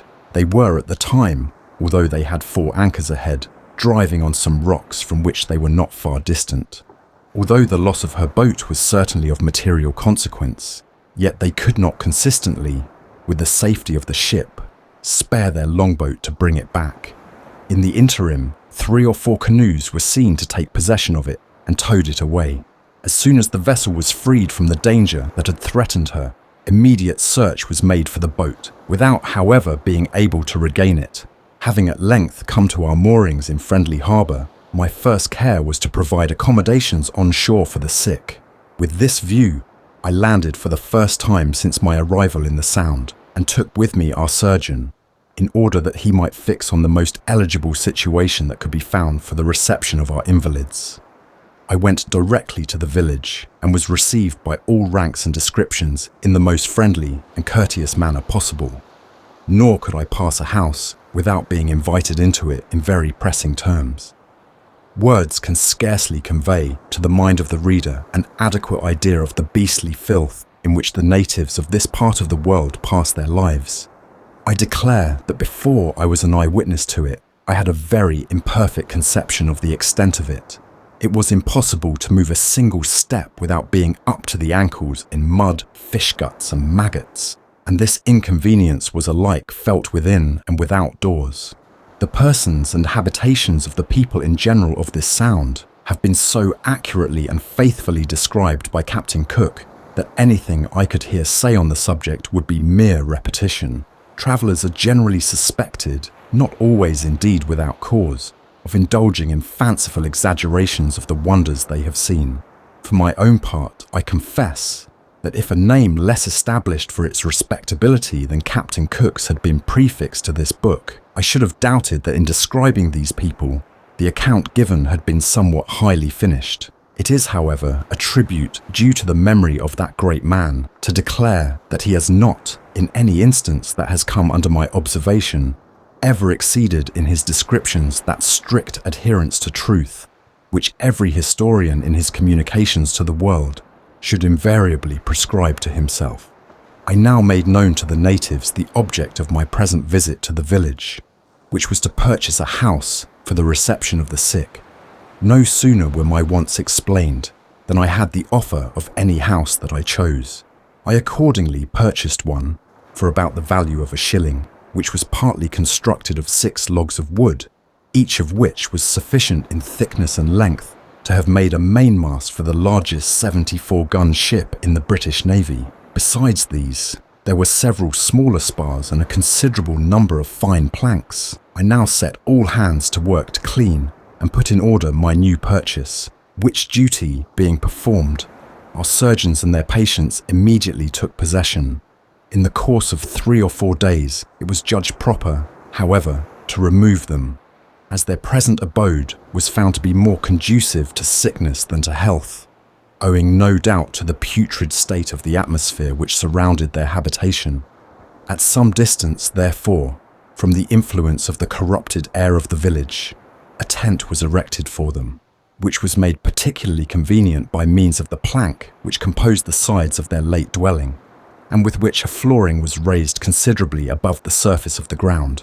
Unkindly as nature has dealt in her dispensations to the inhabitants of this extensive coast, by an unequal distribution of the comforts of this life, yet, however, the Scorbutics soon felt relief from those alarming symptoms of their disease, which a few days before their landing threatened them with destruction. Such of them as had the use of their legs were made to go in search of vegetables and berries, of which great plenty was to be had, such as they were. After they had somewhat recovered their usual strength, I employed them in a work that not only hastened their cure, but from which I hoped in a future voyage, others in their situation would reap the advantage. They were supplied with garden tools and a great variety of garden seeds, which they planted in such places as from their situations promised to give growth to them, and there is little doubt that some of the number will be found hereafter in a flourishing state. I did hope that my leisure hours, while in this part of the world, would have enabled me to make such additional remarks on the disposition and government of the natives of this part of America, as from the shortness of Captain Cook's residence amongst them, I conceived might probably have escaped his observation. Such, however, was my occupation while here, as to make that wish altogether incompatible with the duty which I owed to the service. When first I embarked on this expedition, I had reconciled my mind to the necessity of foregoing, for a long period of time, the sweets of society in general and of my own family in particular, and I at the same time had reconciled myself to the idea of encountering the various difficulties and dangers incident to a sea life. But in this relinquishment of happiness, I made no allowance for the continual bodily labour and loathsome occupation, which I now found my duty particularly required of me to discharge. It was more a matter of difficulty for me to preserve the skins than to purchase them, and I dreaded no less their utter loss than the want of them. Captain Cook represents the natives of this coast as depraved to an extreme degree in regard to cleanliness. If so early as in the month of April, Captain Cook found the inhabitants to be swarming with vermin, to what degree may they not be supposed to be covered with them by the end of July, when they shall have felt the cheering influence of the sun's reviving powers?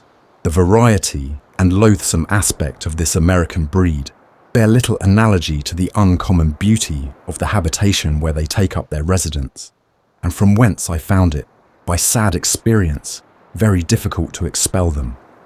The firs, indeed, seemed to me to be a sort of sanctuary for that vermin to which they resorted from persecution. I have often seen the privilege of eating the livestock of a very lousy head, the subject of much serious altercation between 3 or 4 different persons, whereas I at no time perceived them to be objects of pursuit or contention once they had taken refuge in the fir. Besides the livestock with which I found the firs to abound, I had further to disencumber them from every other possible description of filth whatsoever.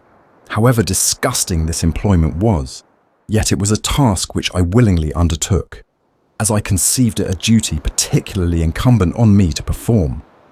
Unskilful as it may well be supposed, I was in the art of dressing skins. Yet the process they underwent in my hands was such as, from the testimony of those merchants who inspected them at Canton, tended greatly to enhance their value beyond what they would otherwise have been estimated at had they not been thus taken care of. From the first day on which I had any intercourse with the natives of America until the hour in which I anchored in Macao roads, no 2 days elapsed in which I was not laboriously employed in this occupation, generally 8 hours every day. It will be readily conceived how indispensably requisite I considered this task as necessary to be performed, when I shall have informed the reader that during a month's residence in Nootka Sound, I was on shore only 3 times, and that on the ship's duty.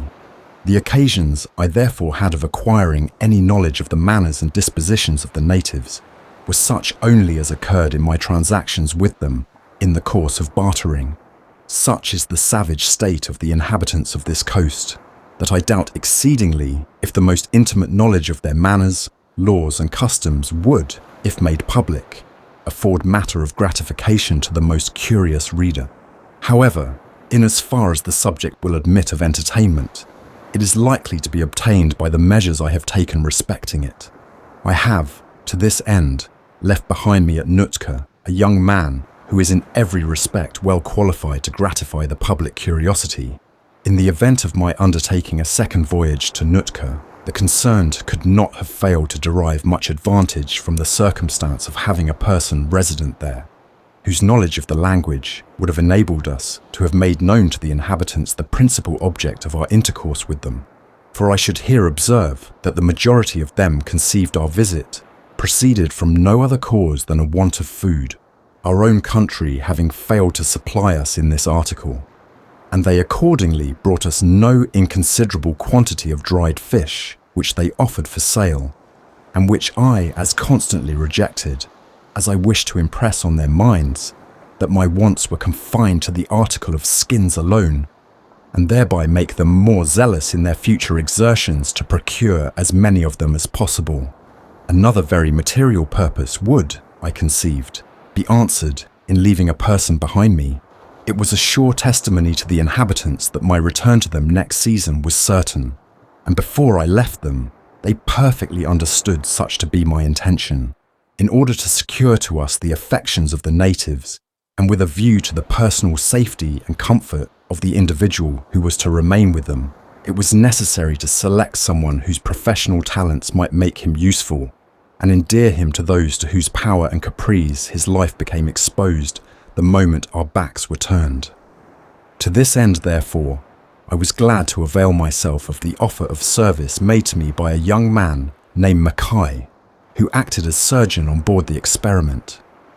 No description of person could so well have answered the purposes I had in view in leaving somebody behind me, and no one was so likely to establish his consequence among the natives and secure to himself as comfortable an existence as it was possible such a situation to admit of.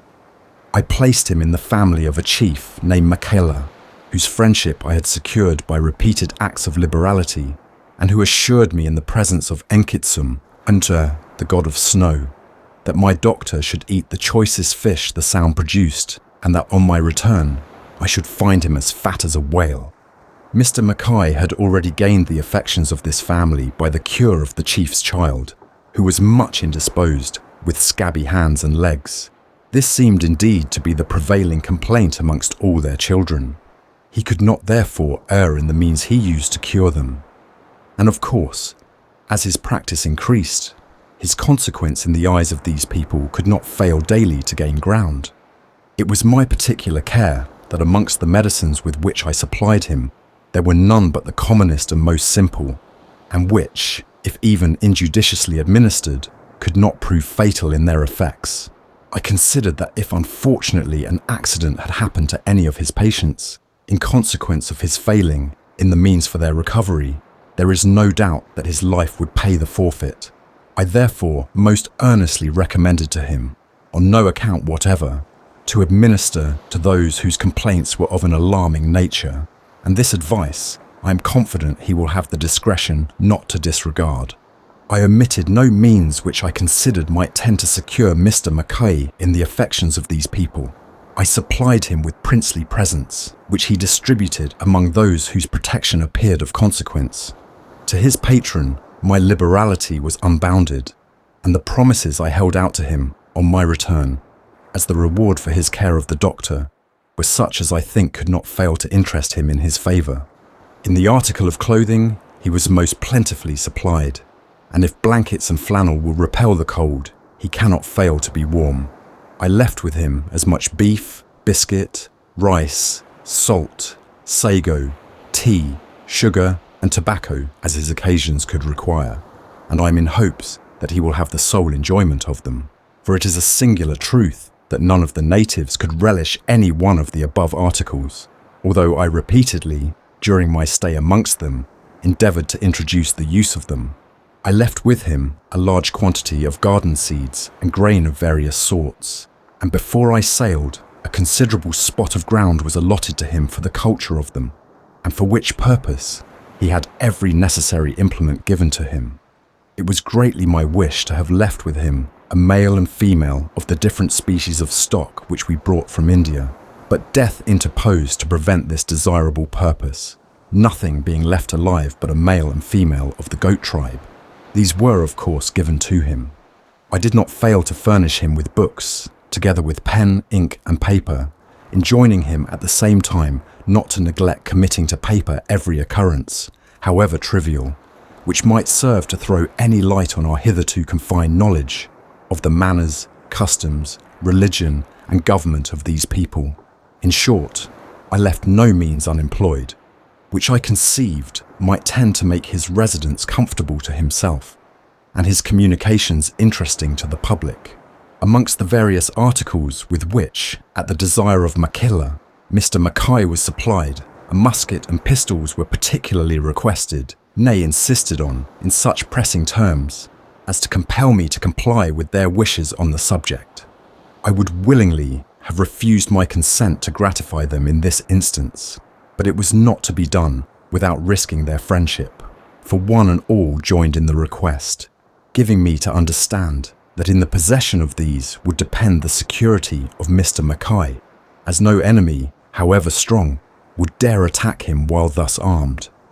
I at length reluctantly yielded and gave the wished-for instruments of death, together with 100 rounds of powder and shot, and at the same time particularly enjoined Mr. Mackay on no occasion whatever to make use of them, without being certain of doing execution, should an occasion ever present itself, wherein it might be necessary to employ them either against man or beast. Before I left the Sound, I conceived it to be a matter of policy to confirm in the minds of the natives that awe and respect in which they held our possession and knowledge of the use of these instruments of destruction. To this end, therefore, when I went on shore to fix Mr. Mackay in his new habitation, I had recourse to the following stratagem. I assembled a large number of the inhabitants, and in sight of all, loaded the musket with ball, and at the distance of 60 or 70 yards, put the ball through and through one of their largest war canoes, which was lying at anchor before the village. On examining the effects of the shot, their wonder and admiration were greatly excited indeed. I now took occasion to tell them that this instrument of destruction was only fatal in the hands of a white man, and that if at any time they dared to meddle with it, it could not fail to hurt them. This hint they either did not well comprehend, or if they did, they treated it with contempt. I therefore asked which of them was in like manner willing to try his skill. Many candidates offered themselves on the occasion, and among the number, Mr. Mackay's patron was one. To him the preference was given. I accordingly reloaded the piece, putting into it at the same time such a charge of powder as I well knew could not fail in its effects to give a very rude shock to the person who was to fire it. My gentleman very composedly received the piece, took his aim, and fired, and had not some of his attendants been standing near him, he could not have failed measuring his length on the ground. The terror and dread of all present were now strongly painted on each countenance, and my hero in particular, when he recovered from his fright, could not help condemning his imprudence in having thus inconsiderately brought a mischief on himself, and complained most bitterly of the pain which the shock occasioned. I now again offered the piece to any that chose to fire it. All, however, declined the honour and promised me never again to think of touching it. In addition to the musket and pistols, a red coat and cap were strongly solicited in order to complete Mr. Mackay's warlike appearance. On inquiring why a red coat was chosen in preference to any other, I was informed that that was the colour, the appearance of which would most intimidate the enemy. It is probably with this view they so frequently rub their bodies over with red ochre, and which I observed was invariably practised by such of the strangers as visited us, and who lived at any distance from the Sound. Although my duty, while in Nootka Sound, precluded me from the satisfaction I should have felt in frequenting the shore and mixing with the inhabitants, with a view to obtaining knowledge of their manners and dispositions, yet there was not wanting, amongst the number of the officers in both ships, those whose genius and bent led them to an investigation of whatever appeared worthy of remark. The result of their inquiries, however, was by no means satisfactory in these respects. It appeared evident to them that in regard to their government, the idea suggested by Captain Cook that each family was internally governed by its own chief was perfectly consistent with their observations on the subject. During our stay here, we had frequently occasion to complain to the different chiefs of thefts committed by their dependents, and as often as the culprit was detected, we were sure to have the stolen goods returned and to see punishment inflicted on the aggressor, although at the same time, we had strong reason to believe that the act itself was committed with the connivance, and perhaps at the special command of the judge himself. Although the chief under whose protection I placed Mr. Mackay was apparently the wealthiest in the Sound in respect to riches and to the number of his dependents, yet he did not on this account seem to derive any additional personal honour or respect from the community at large. With regard to religion, their ideas appear to be very circumscribed indeed. They hold in great respect, however, one of their gods, whom they call Enikitsum, and to whom they pray to defend them from a long continuance of frost and snow. On my first visit to Makila, I had occasion to become intimately acquainted with this god. On entering the chief's house after, the forms of introduction were duly observed, for I was regularly presented by name to his lady and family. My notice was particularly attracted by the appearance of a very pretty canopy, fancifully and not inelegantly decorated, with bits of fur of various sorts, and from which hung a curtain, richer than any I had hitherto seen, being composed of 4 very beautiful sea otter skins. Behind this was placed on a sort of pedestal the god Enikitsum, and on each side of him was burning a lamp. On my advancing to that part of the habitation where the figure stood, I observed a kind of suspension and doubt in the minds of all present, whether or not I should be permitted to proceed. No one, however, offering to check my curiosity, I accordingly advanced and examined the figure and its appendages, which I had determined should not long continue in their present abode. Makila now joined me, and of him I inquired the name and qualities of this god, which he very willingly informed me of. I now expressed a wish to know in what manner they worship Enikitsum, on which Makila most readily agreed to satisfy my curiosity. To this end, therefore, an additional quantity of wood was added to a fire, already considerably large, and all external air was as effectually excluded as was in their power to do, by stopping every crevice they could conveniently reach.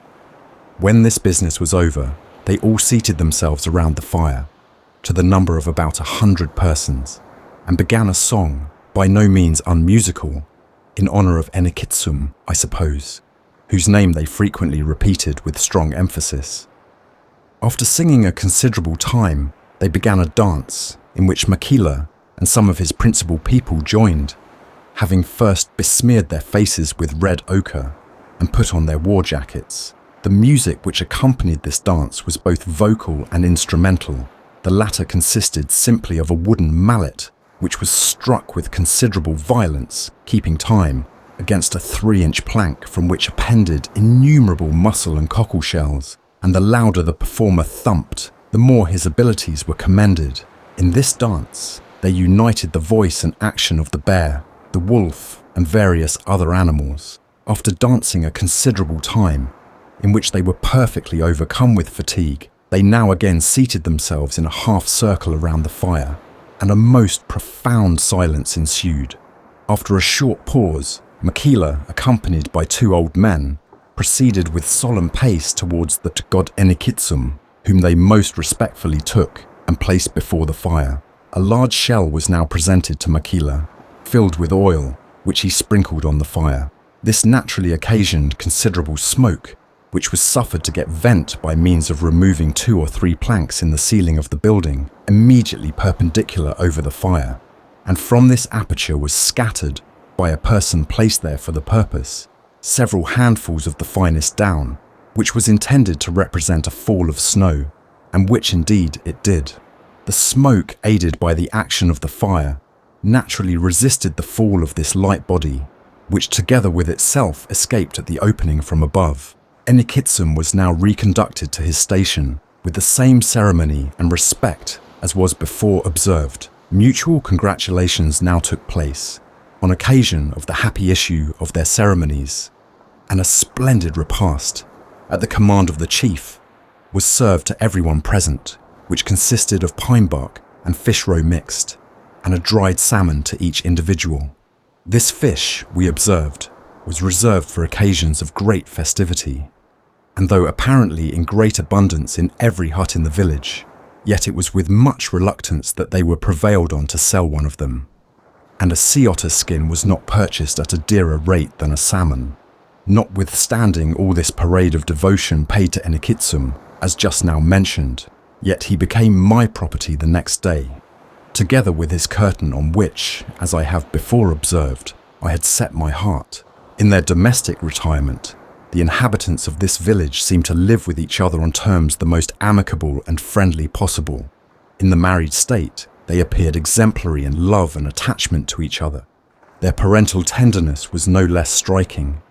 I was present at the ceremony of dressing the scabby legs and hands of the chief's child, and while Mr. Mackay was busied in doing it, the operation was watched by both father and mother with seemingly the tenderest anxiety for the recovery of their little darling, while the big tear stood trembling in the eye of the mother, who looked up to Mr. Mackay with respect bordering on adoration.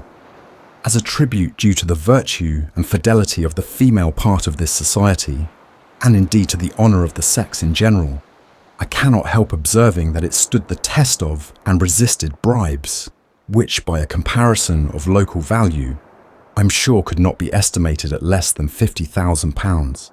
Virtue has its own reward, and indeed the deserved ascendancy which the females have over the minds and actions of their husbands appeared accordingly, in several instances, to be very considerable.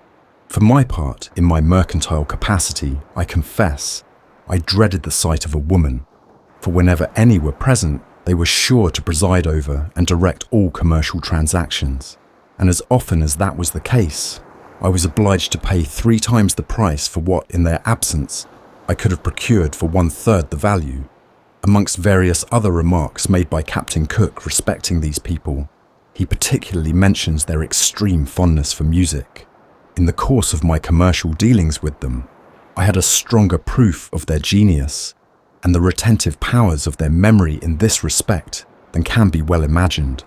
On one of my lucky days, I was visited by several very large canoes filled with strangers, who, from the style of their dress and the number of their attendants, appeared to be men of a superior class to the generality of those who were residents of the village. Having displayed before them a variety of goods such as knives, chisels, axes, swords, etc., I was greatly astonished at the seeming indifference with which they were viewed by my visitors, and at the little disposition they showed to traffic for any of the articles I had thus exhibited. I was now busied thinking by what means I might strip my gentlemen of their finery, for each had on 2 or 3 fine skins, when it occurred to me to observe that their attention was seemingly called off by the singing of their attendants, to which they themselves kept time by beating 2 shells together with great precision. I now recollected that amongst the various articles which composed my investment, there was a considerable number of cymbals, which I conceived would be no bad substitute for their shells, and would better chime in with their species of songs, which was more of the martial than tender kind. I accordingly produced a pair. The expression of rapture and delight which the first clash of them excited in the breasts of all present is not to be described. In displaying the effects of my music, I composed for the occasion a sort of ring-ting tune which had the merit of drawing from my polite audience such bursts of applause as was sufficiently satisfactory to me that I did not sing in vain. My song was encored again and again, nor did I give over while I was able to articulate. I should here observe that after I had da capoed it 6 times, I was joined in it by a great majority of all present.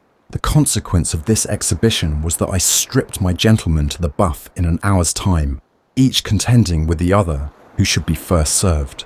I got from some 3 and from others 4 skins for every pair of cymbals. My visitors now took their leave of me and went to Makila's house, by whom they were all entertained.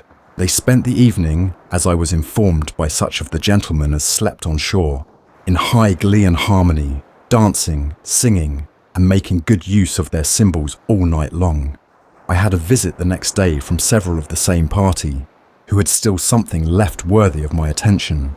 Having selected 3 or 4 skins, I offered some articles of ironmongery for them, being desirous of reserving the remaining few pairs of cymbals I had left for some other future interesting occasion. My ironmongery was, however, utterly rejected by them. I then presented some articles of copper, which had hitherto been in great repute, but that, in like manner, was refused, and I was given to understand that cymbals alone were wanted. These I at length reluctantly gave, but before they were received, a song was required of me. Accordingly, I sang the first that came into my head. This was not relished, and I may say was hissed off the stage. I tried a second, a third, and a fourth, which all shared the same fate. Each man shaking his head told me it was oleotra, that is, the other they wanted me to sing. I now perfectly understood what they meant, and that it was my yesterday's composition that was required of me. I therefore attempted to recall it to my memory, but if all the sea otter skins in Nootka had been the price of it, I could not recollect a note of it. Nor was I much surprised at my failing in the attempt, considering it was the offspring of the moment, and that having answered my purpose, it was no less easily forgot than composed.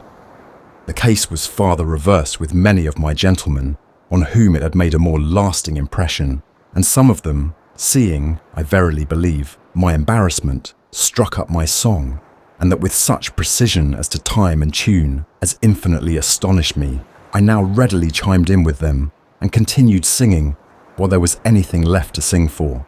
It was a matter of surprise to me, as well as to everyone, to observe how soon my song became fashionable and how quickly it was learned by all ranks whatsoever. In short, there was not a boy or girl in the village who did not, in the course of 3 days, sing it as correctly as I could. I seldom, after this period, bought a skin without first being called upon to sing.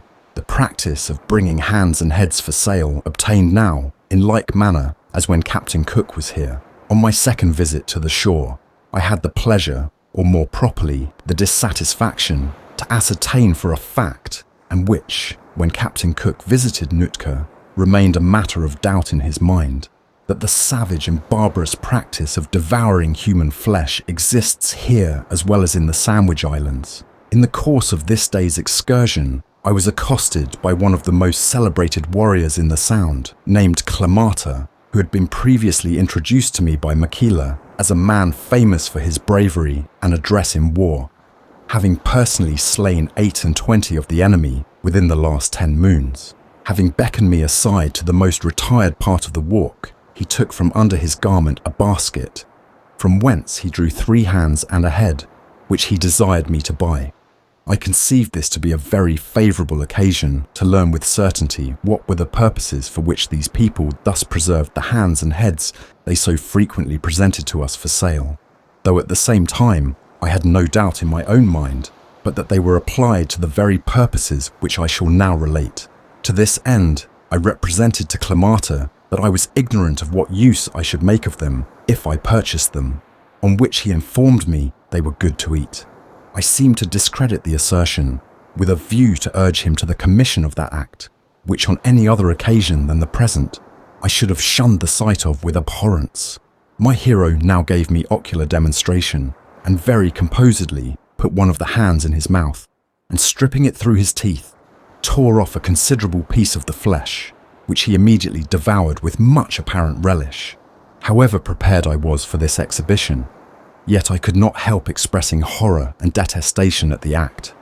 He immediately comprehended my meaning and endeavoured to reconcile me to the deed by assuring me that if I died, or if my friend or his friend died, he would not eat us. But the hand he had then eaten was the hand of his enemy, whom he had killed in war, and that the eating of it was a deed acceptable in the eyes of heaven, to which he at the same time pointed.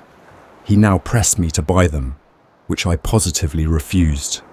To do, and indeed on every occasion, I strongly discountenanced the purchase of them, lest it might become an inducement to these savages to go purposely to war in hopes of being able to dispose to advantage of the miserable remains of their conquered foe. This kind of traffic was always carried on with seeming secrecy and an apparent fear of being detected by their own countrymen, and they therefore watched the occasion of parting with their goods at a time when their companions were otherwise busied. From hence, I should infer that the practice either was considered among themselves as dishonourable, or, which is by no means improbable, that this secrecy was only assumed with a view thereby to enhance in our eyes the value of the goods. For I should observe they were never purchased, but at a most exorbitant rate. In the course of my excursions, I endeavoured to obtain some information respecting their marriage ceremonies and funeral rites, but in this I utterly failed. I am inclined to believe that their forms on these occasions are very unceremonious, for in the course of a month's residence at Nootka, during which time our gentlemen mixed promiscuously in each family in the village, no judgment could be formed of the practices which obtain amongst them on these occasions, knowledge of their language, and we accordingly added several hundred words to Captain Cook's vocabulary, from the use of which we were greatly facilitated in this task. Whilst we were here, I ordered the longboat out to survey, if possible, the extent of the sound. It returned again the next day, without having ascertained anything certain on the subject. It is probable, however, that they were not far from its utmost limits, as they found the water to be no more than brackish at the place to which they went, and which was supposed to be about 30 miles from the entrance of the sound. Our knowledge on this subject will hereafter be decisive by means of Mr. Mackay, who doubtless will be enabled to give us every information. Having by this time got possession of every rag of fur within the sound, and for a degree to the northward and southward of it, and the season being already far advanced, and the most interesting part of the voyage being as yet unperformed, I conceived it therefore high time that we should now take leave of our Nootka friends, which I did, with the pleasing reflection that in all my intercourse with them, I had never been under the necessity of recurring to violent measures in any one instance. This was more owing to the caution I took to prevent mischief, rather than to any good disposition in them not to attempt the commission of theft, which they were always ready to do whenever an opportunity offered. The 28th of July. On Friday, the 28th of July, being ready to put to sea, we accordingly left Nootka Sound and got under way towards the middle of the day. At 5 o'clock, Breaker's Point bore E by S, the extreme to the westward, N by W, the entrance of the Sound, NW by N1/2N, distant from it 7 or 8 leagues. Between 7 and 8 in the evening, so thick a fog came on that we lost sight of the experiment. We soon after fired 3 guns, which of course she did not hear, as they were not answered. Some time after this, having burnt 2 blue lights, they were answered. Towards 11 o'clock, perceiving that the tide was setting us fast inshore, and it being a perfect calm, we dropped the kedge in 25 fathoms, the 29th of July. Early in the morning of the 29th, we weighed and got under way. This day, the fog altogether obstructed our view of the coast, and we had nothing but calms and light airs throughout, the 30th of July. This resembled much the preceding day. In the evening, our vessel was encompassed with whales. There certainly were not less than between 20 and 30 sporting about us, and so near as to be within pistol shot. The 31st of July. We this forenoon saw the land bearing NNW, distant 8 or 9 leagues. The weather continuing still thick and foggy, we kept under an easy sail and steered NW the 1st of August. This morning we saw the land bearing as before, and now altered our course to NNW in order to get a nearer view of it. At 4 p.m, the easternmost extreme of the land bore E1/2N, and the westernmost extreme NW by W1/2W, which we distinguished to be an island of considerable extent. As we advanced, we now counted no less than 7 islands, laying nearly on a direct line due east and west off the continent. These being our first discovery during the expedition, it naturally followed that I should give them a name whereby they may hereafter be known. I accordingly named them after the patron of this expedition, my most respected friend, Mr. David Scott, the 2nd of August. I this morning ordered out the longboat and went in her with an intention to explore an inlet, which from our station at sea then bore a favourable appearance, and which I conceived to be a sound. I had not, however, proceeded above 3 miles up the bay before I determined the extent of it, which was little more than 4 miles from the entrance. On making, however, the extreme end of it, I perceived a small inlet into another bay, which I was anxious also to explore, and I accordingly entered it. Its termination was very circumscribed indeed, being little more than 3 miles in circumference. Having landed on a very fine sandy beach, the first object of my attention was to take possession of the country and bay in the name of His Britannic Majesty, which I accordingly did, with the usual ceremonies of hoisting the colours and turning a turf. In honour of my much respected friend Sir John Dalrymple, I named this Oxenford Bay. Having concluded this ceremony, my attention was next turned to exploring the shores of the bay in the hopes of finding it inhabited. With this view, I accordingly walked some miles around it without, however, gratifying my curiosity in this respect. In my progress about it, I observed, notwithstanding, that at times it afforded the means of sustenance to many, although at this season of the year it was totally deserted by all. In the second inlet, I perceived a great many fishing stakes, and in different parts of the shore I found a great number of weirs. No traces of its having been recently visited offered themselves to my view, which I confess surprised me not a little, for the pleasing appearance of the country and the abundance of its productions placed it in my eyes in a far more favourable point of view than any other spot I had seen since my arrival on the coast. During my excursion, I observed innumerable tracks of bears, wolves, and deer, with which I doubt not the neighbourhood abounds. Its vegetable productions vary in no respect from what are to be found at Nootka. Having satisfied my curiosity in all these respects, I returned on board the Captain Cook towards the close of the evening. A strong current and wind against us had considerably retarded our progress to the north for these last 3 days. In the course of this day, however, we made good our passage between the continent and Scott's Islands. It was about 8 or 9 miles broad and proved to be perfectly safe and free, having no bottom with 80 and 90 fathom line. We were fortunate enough to have several good observations this day, both of the sun and moon, by which we were enabled to ascertain the position of Scott's Islands with great truth.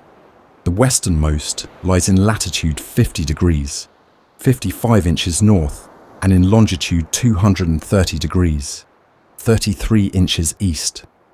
Future navigators on this coast may depend on the accuracy of the position of them as here laid down. They extend almost due west from the continent, and the outermost I take to be 14 or 16 leagues offshore. This part of the coast should be approached with great circumspection, as the 2 or 3 of the westernmost of these islands are not only very small, but have also breakers off them. We now found the coast formed a very deep and extensive bay. We had not proceeded far north before we were obliged to come to anchor in order to keep what we had got. The current set us strongly to the southward. This part of the coast has evidently the advantage of Nootka and the neighbouring parts of it, with respect to anchoring ground. Here we found soundings and a fine sandy bottom from 40 down to 20 fathom water. We therefore, in the evening, came to anchor in 30 fathoms and about 8 or 9 miles off the continent. At daybreak the next morning, we were visited by a canoe in which were 4 men. They immediately came alongside of us and began a kind of song or harangue in the same style as those of Nootka, and were in the like manner painted and studded with feathers. In my invitations to them to come on board, I made use of all my knowledge of the Nootka language, 3 or 4 words only of which they understood. They brought with them 2 sea otter skins, which though both old and ragged, I judged proper nevertheless to purchase, rewarding them at the same time most liberally for them. The extravagance of their joy on viewing the iron I gave them was little short of madness. They appeared to be totally destitute of any European article whatever. It was, however, evident they knew the value of the commodity I gave them, otherwise they would not have expressed the satisfaction they did on receiving it. They shortly after this left the ship and went towards the shore in a south direction. This visit naturally inclined me to suppose that we were not far from the place of residence from whence these strangers came. I therefore immediately determined to go in the longboat in quest of their habitation, and accordingly ordered it to be got ready and to take on board 2 days' provisions. I was the more readily inclined to take this trip, our progress to the north being at this time impracticable, a strong current and wind setting directly against us. Our number in the boat consisted of 8 seamen, 3 of our officers and myself. We left the ship between 8 and 9 o'clock in the morning. The canoe was at this time 5 or 6 miles to the southward of us, but the wind and tide being strongly in our favour, we set sail and shortly came up with them. The trending of the coast greatly deceived us as to our progress along it. We conceived on leaving the ship that we were not above 12 miles from the place to which our visitors pointed as the spot from whence they came. We had already sailed at least 15 miles to the southward, yet notwithstanding, the place to which they constantly directed our course appeared to be still at as great a distance as that which we had already gone. Foreseeing how tedious and difficult our passage back to the ships would be if I continued to steer any longer south, I therefore ordered the boat to proceed to the northward and to look out for some shelter where we might safely come to anchor during the night. It would have been an easy matter for me to have regained the ship even before dark, if I had wished so to do. But in this case, I should have retarded the desire I had of exploring an inlet, which from the passing view I had of it, excited my curiosity not a little. After several hours of hard labour at the oar, we at length found a convenient little shelter to which I gave the name of Whale Bay, from the circumstance of finding on its shore the skeleton of a very large whale, which had probably been driven on it in a hard gale of wind. I am the more inclined to this belief, as no human traces were here to be met with. Having secured the boat, I landed with 6 of our crew, and proceeded to the highest part of the land on which we now were, and in a direction opposite to the ships, from which we were distant about 12 or 15 miles. I showed a blue light, which was immediately answered by the captain cook. Being thus assured that they knew where to find us hereafter, if stress of weather should oblige them to put to sea during our absence, we now returned to the boat, where, having eaten a mouthful of victuals, we retired to rest, being somewhat fatigued with our day's labour. At daybreak, I started anew, big with the hopes of exploring what would not only gratify my curiosity, but at the same time would enable me to add somewhat to my stock of furs, which for these last 15 days had received no increase whatever. In this expectation, we proceeded to the mouth of the inlet before mentioned. After tugging at the oar for 2 hours, the entrance to it could not be less than 5 miles broad. On proceeding up, it, however, soon narrowed to about 2.5 miles, and neither widened nor decreased this breadth in all the extent of what I saw, during a period in which we sailed at least 25 miles. On entering the passage, we all agreed in opinion that the 2 farthest points, which terminated our view, and which we conceived to be the entrance of the sound, could not possibly be distant from us more than 12 or 15 miles. Yet the event proved that we were out in judgment as to the real distance by at least 20 or 25 miles. The passage we found lay due east and west as far as the eye could reach, nor did it ever vary above a single point from this direction. The wind blew strong at west, and a tide besides set in at the rate of 3 knots an hour. Under these circumstances, it is easy to conceive we made rapid progress, and indeed we did. It, however, received a considerable check after we had advanced 10 or 12 miles. The ebb and flow here meeting occasioned so strong an opposition to our further progress that we judged it necessary to take in all our sails, and to keep the boat in as good a direction as we could by means of the oars. We were in this disagreeable situation for nearly an hour, during which period we were obliged to ply our oars hard. After getting out of this rippling, we proceeded on as before, the wind strongly favouring our further advancement. There appeared no break whatever in the land on our starboard quarter, but on the other quarter it had many breaks, alternately forming itself into islands, creeks and bays, some of which appeared to afford excellent shelter for ships. It is impossible for me to convey to the reader an idea of the magnificence of the scene which presented itself to our view since our first entrance into the passage. There was no spot on which the pine tree did not seem to flourish. The different species of them corresponded alike with those we had already seen at Nootka and in the intermediate space. The morning was now advanced, and the termination of the points, which still obstructed our further view into the sound, appeared to be yet at least 12 or 15 miles distant from us.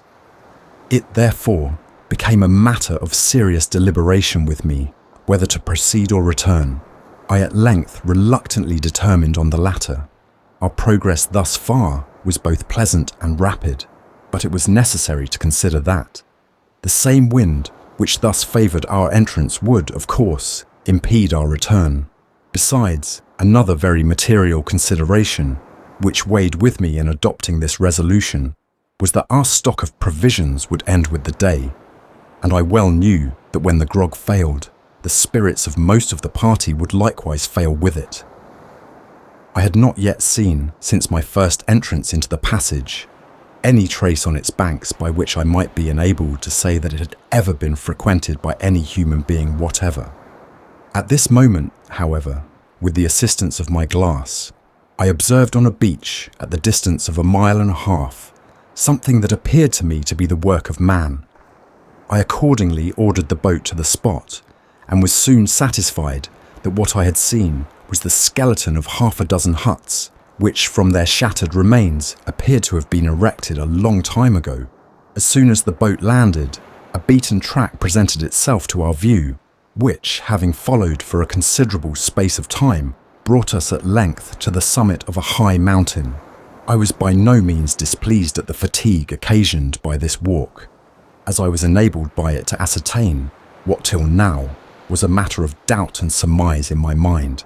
From hence, I plainly perceived that the two extreme points to which we had been sailing all the forenoon formed the entrance into a bay as extensive in circumference as the eye could reach. The most distant mountains which bounded it to the north and south were entirely covered with snow, and could not, I am confident, be less than 20 or 25 leagues off from the spot on which I stood. I can most confidently affirm from my own observation, and from the corresponding opinions of the gentlemen with me, that at the eastern extreme of this bay there is an opening which, from the great distance at which we saw it, and its apparent magnitude, could not possibly be less than 2 or 3 leagues wide. I shall not venture to hazard an opinion as to what this discovery may lead to, but it strikes me that the inlet in question is very probably the strait said to be discovered many years ago by Admiral de Fonte, the existence of which Captain Cook in his narrative regrets not being able to disprove. I had now seen enough to excite my keenest curiosity, and I confess the circumstance of my being obliged to leave this part of the coast unexplored occasioned me infinite uneasiness. Several good reasons, however, made it impossible for me to gratify it on this occasion. In the first place, the advanced season of the year and the uncertainty as to the length of time which the survey of this sound would occupy were reasons sufficiently strong in my mind to make me relinquish the attempt.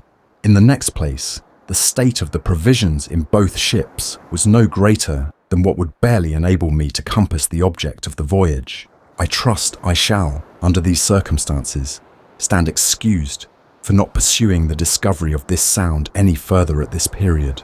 Should a second voyage to this part of the world be undertaken, and should time and opportunity favour such a design, I shall hope that this discovery, which opens a field for great surmise, may be further ascertained. It was now high time to think of returning to the ships, from which we were distant between 45 and 50 miles, with the additional vexation of having a strong wind at west, which was exactly the point of the compass to which we wished to steer. Before, however, leaving our present situation, I had the pleasure to display the flag and to take possession of the inlet and sound, in the name of His Britannic Majesty, honouring it at the same time with the name of Queen Charlotte's Sound. from the transient view I had of this place. It surpasses far in appearance, both in beauty and extent, any other sound as yet discovered on this coast. One principal object of my attention during my progress up the inlet was to ascertain with sufficient correctness the soundings on each of its shores. In this respect, it has evidently the advantage of King George's Sound, having a fine sandy bottom from 30 down to 6 fathoms of water. The sketch of the inlet and bay, with its bearings and cross bearings, is as accurate as our short stay in it would admit. I frequently tasted the water, but found it at no time freshened. Before we quitted our present station, I left many testimonies behind me of our having visited and taken possession of this part of the coast. In the body of a large tree, opposite one of the huts, I cut a deep hole in which I deposited both copper, iron, and beads, besides leaving the name of our ships and the date of the discovery. We now went into the boat about 2:00 p.m. The ebb tide was at this time in our favour, but the wind was more adverse to us than ever. It was blowing at intervals a hard gale, and that directly in our teeth. Under all these disadvantages, it was, however, necessary to proceed, and we accordingly hoisted all the sail the boat could carry with safety. After having plied hard to windward for 4 hours, in which we made more water than way, we found it necessary to abandon the sails and take to the oars, our progress being more impeded than ever, as the tide was now making against us. It was necessary, however, before we could proceed, to come to anchor in order to make up our sails and strike our masts, which we could not do in our present situation without losing much ground. When this service was effected, we then, and not till then, broke our fast by eating a biscuit and drinking a good voyage and speedy return to the ships. We now got under way, and from this time until 1:00 the next morning, the oars never stood still a single moment. The exertions that were made by all hands during this period were great indeed, and considering the difficulties we had to contend with, our progress was very rapid. We had now cleared the mouth of Queen Charlotte's Sound, and if daylight had favoured us, we should have taken advantage of it to reach the ships. Notwithstanding, we were yet 12 or 15 miles distant from them. The majority of votes, I believe, inclined that way, but I would by no means consent to it. The project was therefore dropped. It was a matter of doubt in my mind whether or not the ships had been able to ride out the gale, which I was sure they must, during the last 20 hours, have sustained in all its force.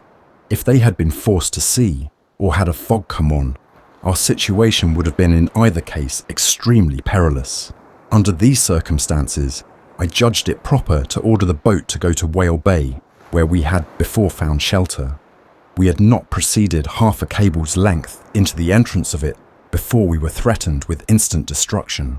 It having been high water the first evening we anchored here, both in coming in and going out, some sunken rocks at the mouth of the bay had therefore escaped our notice. The boat at this moment had too much headway through the water, considering our then situation, so that before we apprehended our danger, we were hard and fast, both head and stern, on a ridge of rocks. Had the night not been uncommonly dark, we should have been early enough apprised of our danger to have avoided it. The uproar and confusion which our present critical situation excited is only to be conceived by those who have been in a similar predicament. The boat, in the meantime, sustained some very heavy surges, by which she shipped much water. In this distress, it was a mere matter of accident that she did not upset, notwithstanding all our efforts to the contrary.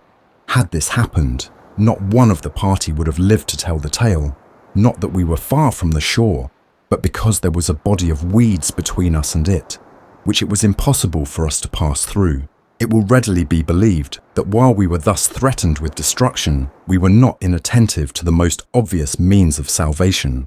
We accordingly got out all the oars, boat hooks, and booms which we had, and after failing in many vigorous efforts we made to launch her off the rocks. We were at length, I believe, more indebted to the assistance of the waves than to our own exertions in escaping that death which I am sure many of our party looked upon as inevitable. We now with caution made towards the shore, and I am confident that one and all of us at this moment forgot alike the labour and hunger we had sustained for the last 30 hours. So much were our minds engrossed with the thoughts of the danger from which we had just escaped.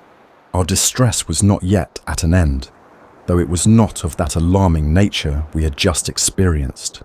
We had, at this time, let go our anchor in about 4 fathoms and were paying out the cable in order to enable the boat to land on the beach, when on a sudden it parted and we were now again driving out of the bay.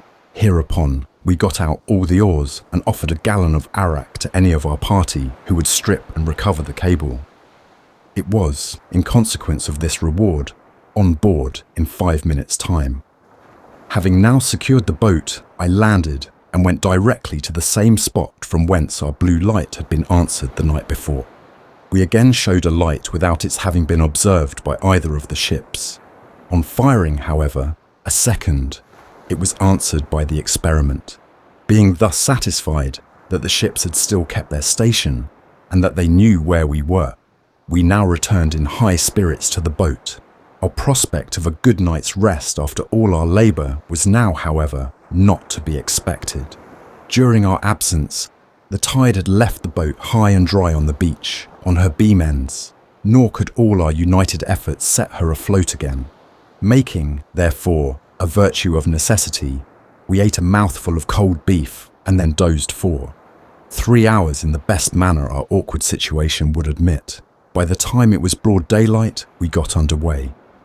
After 6 hours of hard labour at the oar, we at length regained the ships, to our no small satisfaction, and fortunately, it was for us that we got thus early on board, for in 2 hours afterward, it blew so fresh a gale that both ships were of necessity obliged to put to sea.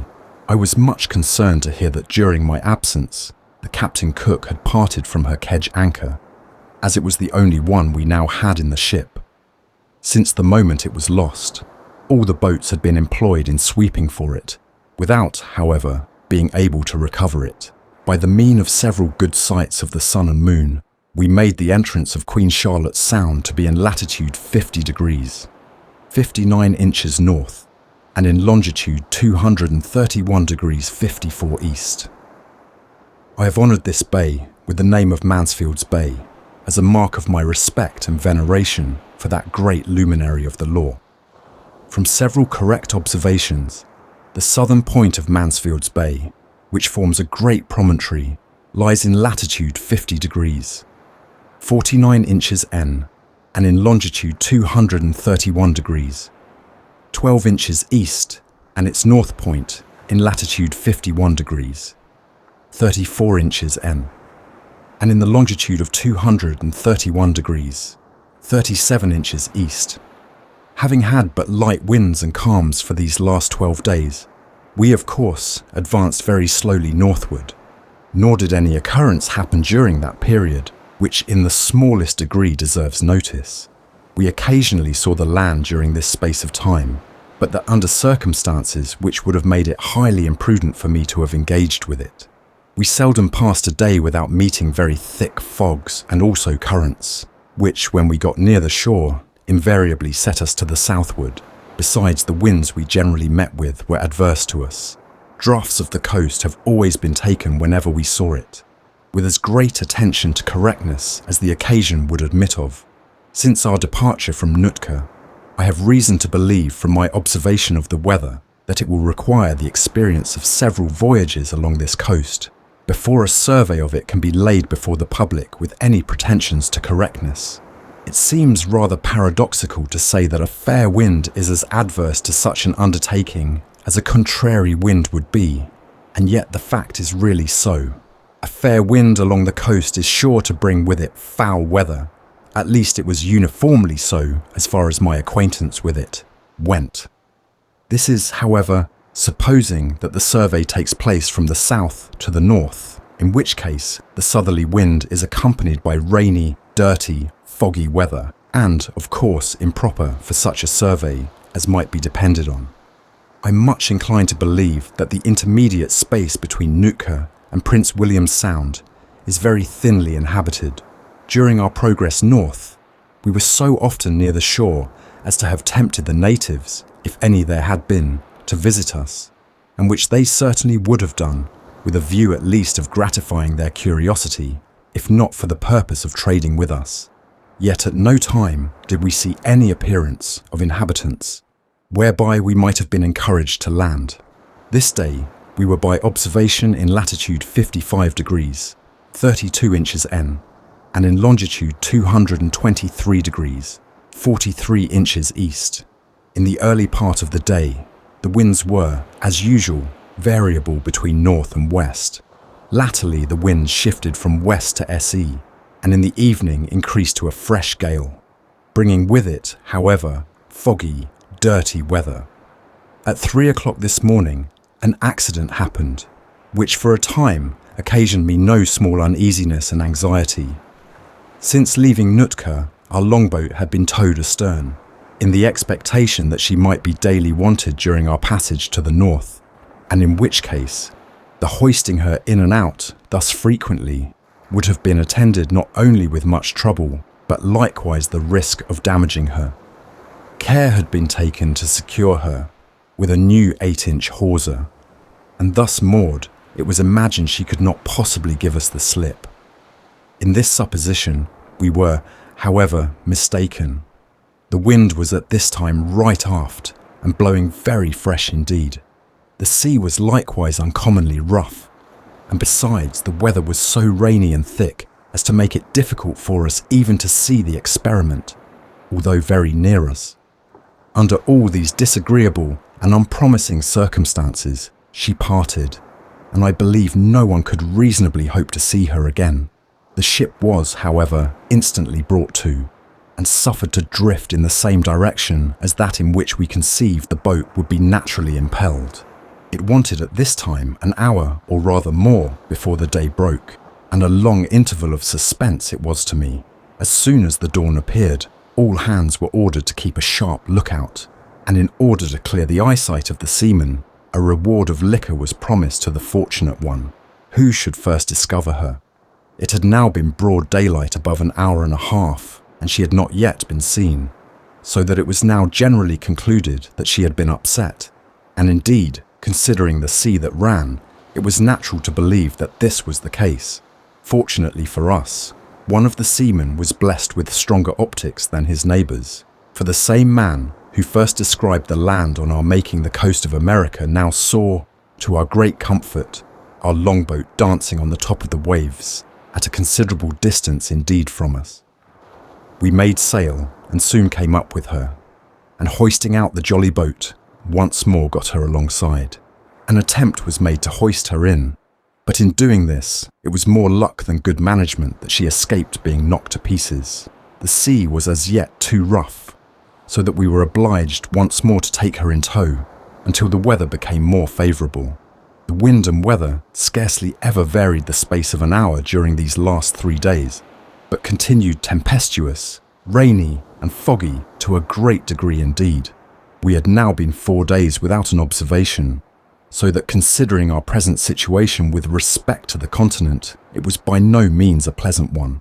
Our latitude by account was 58 degrees, 56 N, and longitude 216 degrees, 17 inches E. The accuracy of this reckoning was little to be depended on, as there was no accounting for the influence of the currents, which doubtless we met with as usual. We frequently sounded, and this day for the first time found on our lead the impression of a very rocky bottom with 85 fathoms line. The wind and sea this evening were very much abated, and if the fog had in like manner favoured us, we should in that case have had the pleasure to have seen Kay's Island, from which it was probable we were not far distant. The weather towards the close of this day settled to a dead calm, which continued for several hours. The wind in the morning sprung up at W by S and blew fresh during the whole day. Towards 11 o'clock in the forenoon, the fog, which till then was uncommonly thick indeed, at length cleared away, and we now saw the land on our weather quarter, extending from NW to NE by E, distant about 12 leagues and forming a continued chain of mountains, clothed now, and everlastingly I suppose, with snow. We could not get a meridian observation, but by 2 altitudes, our latitude was 59 degrees, 5, N, and longitude 215 degrees, 54 inches E. We were now so near Prince William Sound that I did not think it consistent with my views to defer any longer getting there with all dispatch. Therefore, rather than engage with the land we now had in view, I ordered our course accordingly for Snug Corner Bay. We were this day in latitude 58 degrees, 41 inches N, and in longitude 214 degrees, 41 inches E. A current during these last 4 and 20 hours set us 15 miles to the southward of account. At daybreak, we saw the land bearing from N by W to N, NE. At 8:30, Cape Hinchinbrook bore NW by W, distant 9 or 10 leagues. The middle part of this day, we had very thick weather, so as at times both to obstruct our view of Cape Hinchinbrook and Montague Island. Towards noon, the fog clearing away, we discovered a rock nearly a mile in extent with several breakers off it. The situation of this rock is so critical with respect to the entrance into Prince William Sound that its position would undoubtedly have been accurately laid down in Captain Cook's chart if it had been seen by him. It lies nearly about 4 miles from Montague Island, from the NW end of which it bears SE by E, and from Cape Hinchinbrook south, distant about 7 or 8 miles. Being now under the lee of Cape Hinchinbrook, it blew at intervals with such excessive violence off the land as made it necessary to strike our topgallant yards and masts, to clew up our topsails and furl the mainsail. At 2 p.m, Cape Hinchinbrook bore NNW by W distant 3 leagues, the NE end of Montague Island W by N by N, the rock SSW by W, distant 1.5 leagues. At 4 p.m, the weather becoming more moderate, we made sail. At 7 p.m, the small island laying off the SW point of Snug Corner Bay bore NNW, distant 2 miles. At 8, struck soundings in 26 fathoms of water, off the northernmost point of it.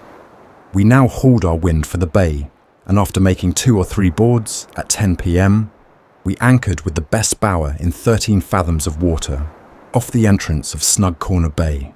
During this day's progress, we did not see a single canoe.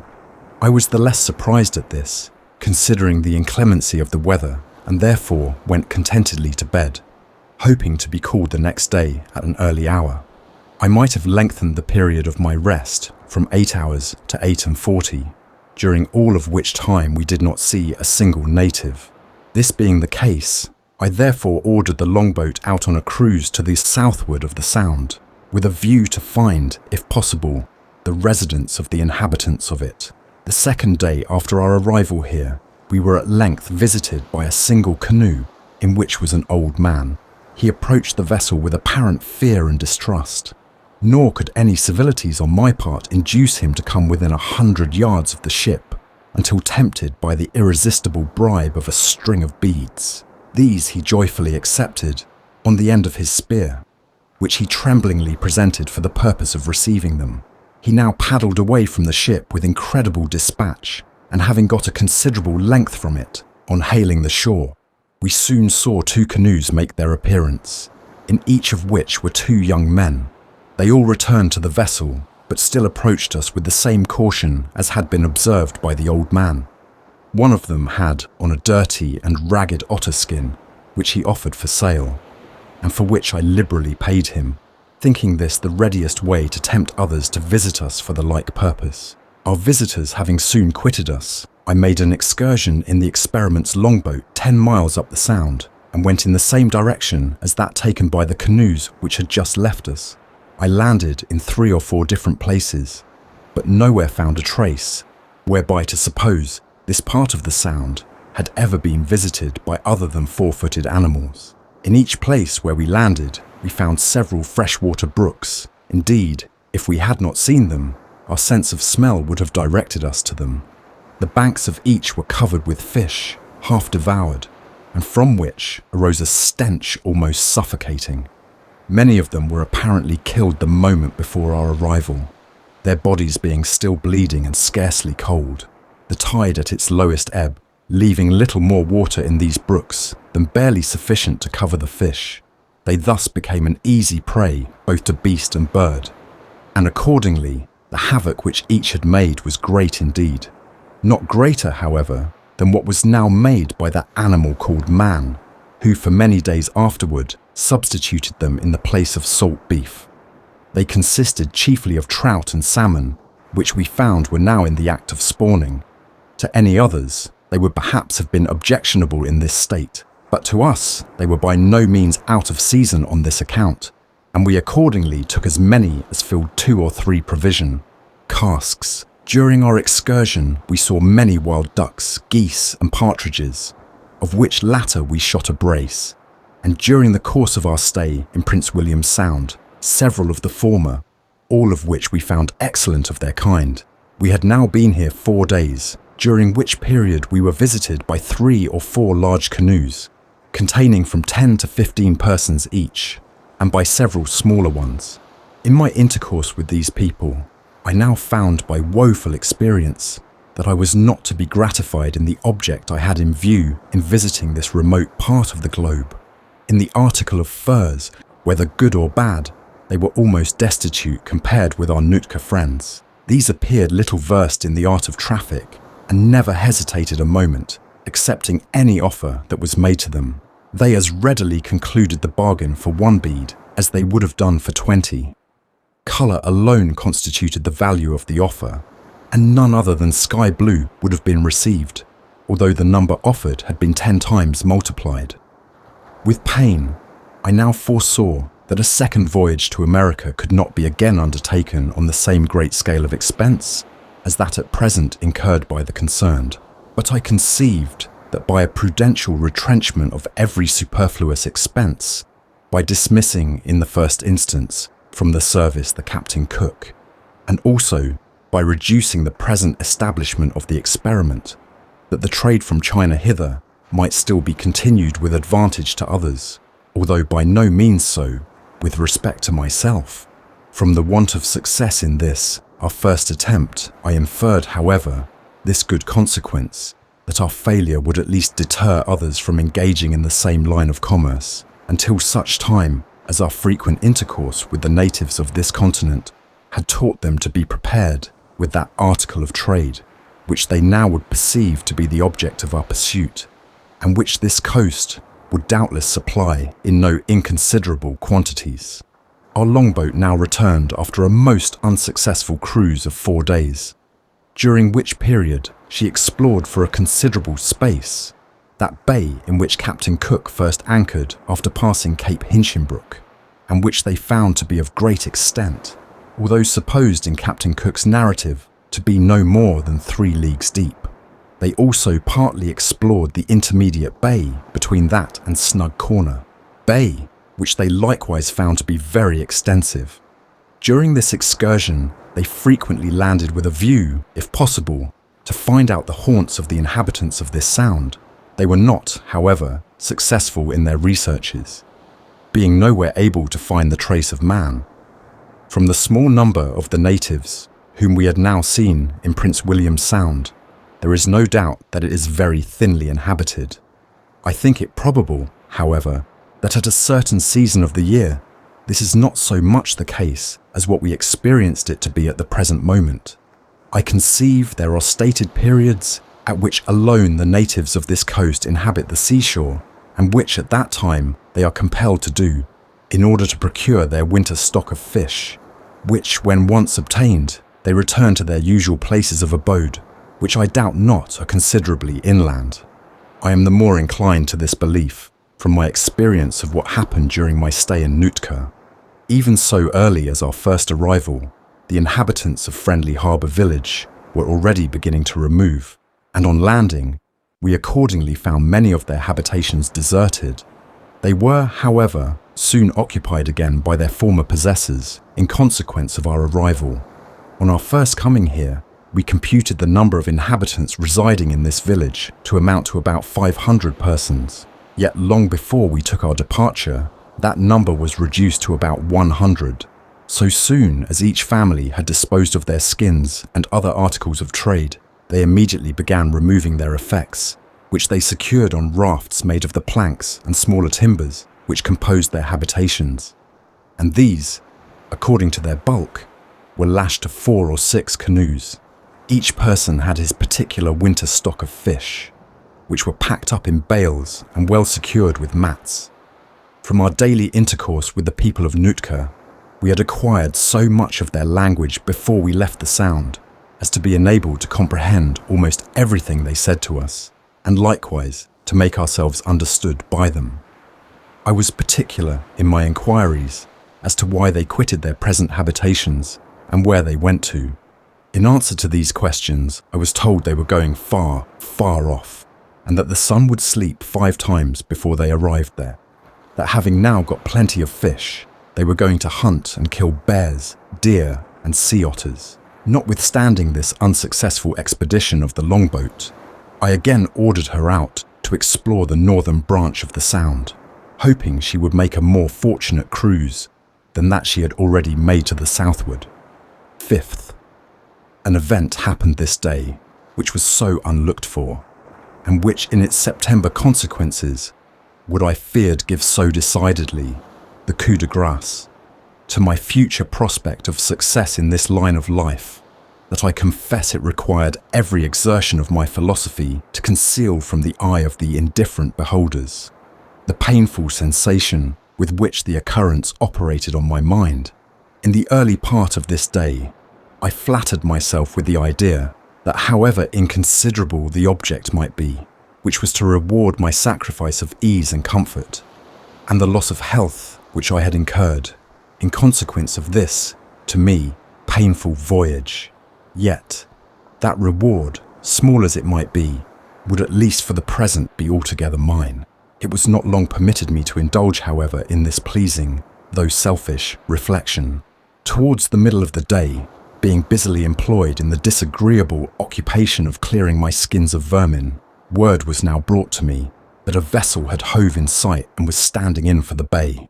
During our passage between Nootka and Prince William's Sound, we had frequently met at sea large drifts of entire trees, which at a distance had often appeared to us like a sail, and I was willing on this occasion to indulge the same hope.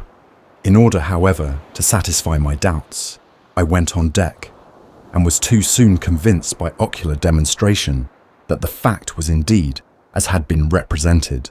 In a couple of hours after this, the sea otter Snow from Bengal anchored alongside of us. A boat from the captain cook immediately went on board, not indeed to greet their arrival, but to try and find out from whence they came, where they had been, and where they were going.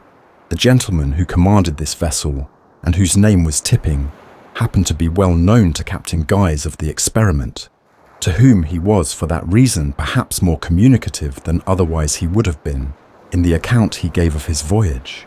The information obtained in consequence of this visit was that the sea otter had left Bengal so late as last March, that she had a consort named the Nootka, with whom she had immediately parted after leaving Bengal River, as they were each to take a different course, the former being ordered, before going to America, to survey the western coast of Japan, and the latter to proceed direct to Nootka Sound.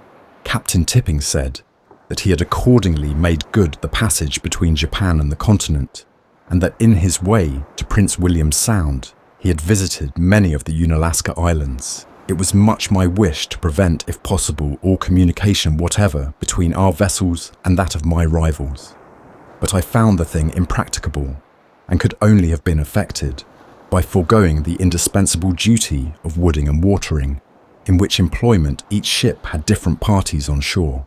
Before our gentlemen left the Sea Otter, Captain Tipping was requested to spend the evening on board the Captain Cook, and which he accordingly promised to do. The situation in which I was placed precluded me from asking Captain Tipping any questions whatever that referred in the most distant manner to his past or future plan of operations, with respect to the object of his voyage. And indeed, if I had waived the delicacy of this necessary reserve, he doubtless had too much good sense to have gratified my impertinent curiosity. Our intercourse was mutually reserved, and considering indeed our clashing interests, we could not fail to view each other with a very jealous eye. I confess the fact was so, at least with respect to myself. During supper, several questions were asked Captain Tipping by our gentleman, which doubtless were answered with no strict observance to truth, nor do I think the occasion required any scrupulous attention to it on his part. He had already been informed that both our ships had been at Nootka, and indeed I thought proper to tell him so myself, and that I had most minutely explored the intermediate space between that and Prince William Sound, and further added that one of the vessels had been at Cook's River. On our first meeting, Captain Tipping and I agreed that it should not hereafter be imputed to either if, in conversation on the subject of our respective voyages, we indulged in a fanciful deviation from truth. This being the case, Captain Tipping now observed that I had credit in his mind for part only of my present information. He allowed it was probable I had made it unnecessary for him to visit either Nootka or the intermediate space, as it was natural to suppose that I had not left anything behind me of which he was in pursuit, but that no assurances from me or mine would induce him to believe that I had as yet visited Cook's River. The conversation here ended by Captain Tipping's wishing us a good night and leaving us to our repose. The next day, it so happened that an unusual number of the natives paid us a visit and brought with them several skins. The size and appearance of the Captain Cook attracted their notice in preference either to the experiment or sea otter, for they all came alongside of us, nor did I suffer one of them to depart until I had disencumbered them of every rag of fur, the size of my hand. This could not fail to be an unpleasant sight to my rival, and so powerfully did it operate on his mind that in the evening of the same day he got under way. I conceived that in so doing, it was only his intention to remove to a different part of the Sound, with a view thereby to divide the trade with me. Night shortly coming on after he got under sail, we soon lost sight of him. In order, however, to ascertain his motions, I dispatched a boat early next morning, with orders to find if possible his station in the Sound, and at the same time I sent an officer to the summit of an exceedingly high mountain, which commanded a most extensive view of the entrance to the Sound, directing him to observe if she was standing out to sea, and if so to take notice at the same time what course she was steering. This last thought soon answered the end I proposed, for the report made me was that the sea otter was seen shaping a due course to Cook's River. No object of less magnitude than that of getting to Cook's River before either of our vessels could have justified Captain Tipping in putting to sea in the apparently defective condition in which his vessel was. His abrupt departure from hence made me clearly of opinion that this was, as indeed he had assured me it was, the first port in which he had anchored since his arrival on this coast. It is certain that had he made the coast to the southward, his first care would have been to repair those wants of his vessel, which are the natural consequence of a long voyage and of which it stood in need.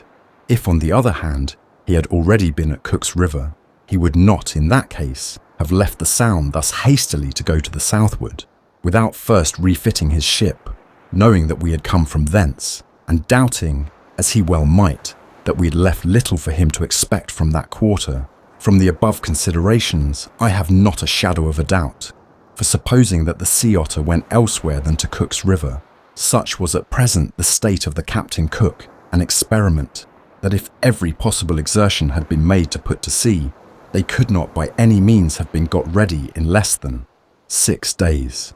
This being the case, it became altogether unnecessary for me to think of prosecuting the voyage further north, which had I done, there is no question but that the same disappointment would have happened to me in Cook's River as that which was the lot of Captain Tipping in Prince William Sound. In order to counteract, if possible, the bad effects which I apprehended would be the consequence of the sea otter's arrival on this coast to the concerned in this expedition, I instantly saw the necessity of determining that the experiment should winter in America, if the measure could possibly be effected. With a view to this, I immediately ordered a general survey of our provisions should be made, the result of which was unfavourable to this desirable service, without incurring at the same time such a risk as I could not consistently with either reason or humanity justify to my own feelings or to the exigency of the service. I was therefore obliged to drop all thoughts of compassing this object. The voyage was drawn to that period that I now with pain foresaw it would in the end disappoint the hopes formed of it in its infancy. I was ever less sanguine than others in the extent of my expectations of its success. Yet I must confess that, bounded as my hopes were, that success even fell infinitely short of what I reasonably hoped it would be. Had the voyage proved fortunate with respect to the acquisition of furs in the extent expected, I should in such case have confined the pursuits of it to that object alone. Having however failed, it therefore became my duty to take such other measures as were most likely to counterbalance the failure in this article, and I trust that I shall be justified in adopting the arrangement which hereinafter follows, with respect to the future destination of the Captain Cook and experiment for the remainder of the expedition.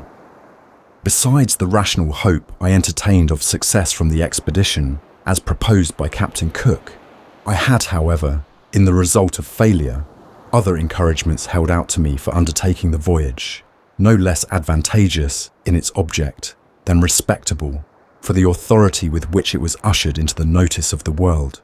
On reference to a work lately published entitled Cox's Russian Discoveries, amongst many voyages therein related, one in particular attracted my notice. The following is an extract from the voyage in question, and to which I refer the reader, as alone necessary to elucidate the subject in question. The journalist therein says, "On the 27th of July, we saw Commodore Bering's Island, which is low and rocky, especially to the SW. On this side, we observed a small harbour distinguished by two hillocks like boats, and not far from it, we observed a fresh water lake. To the SE lays another island, called by the Russians Mednoy Ostrov, or Copper Island, from a great quantity of copper found upon its NE coast, the only side which is known to the Russians. It is washed up by the sea, and covers the shore in such abundance that many ships may load with it. Perhaps an India trader might make a profitable voyage from thence to China, where this metal is in high demand. The copper is mostly in a malleable state, and many pieces seem as if they had formerly been in fusion. The island is not high, but has many hillocks, each of which has the appearance of having formerly been the funnel of a volcano. A perusal of the above is, I conceive, alone sufficient to show the importance of the subject in question, and to justify the plan I then thought fit to adopt, of exploring this island in order to ascertain whether or not it produced copper in the manner above set forth. With this view, therefore, I propose dispatching the Captain Cook from Prince William Sound on this service. Many reasons operated with me in determining to separate the two ships at this period of the voyage.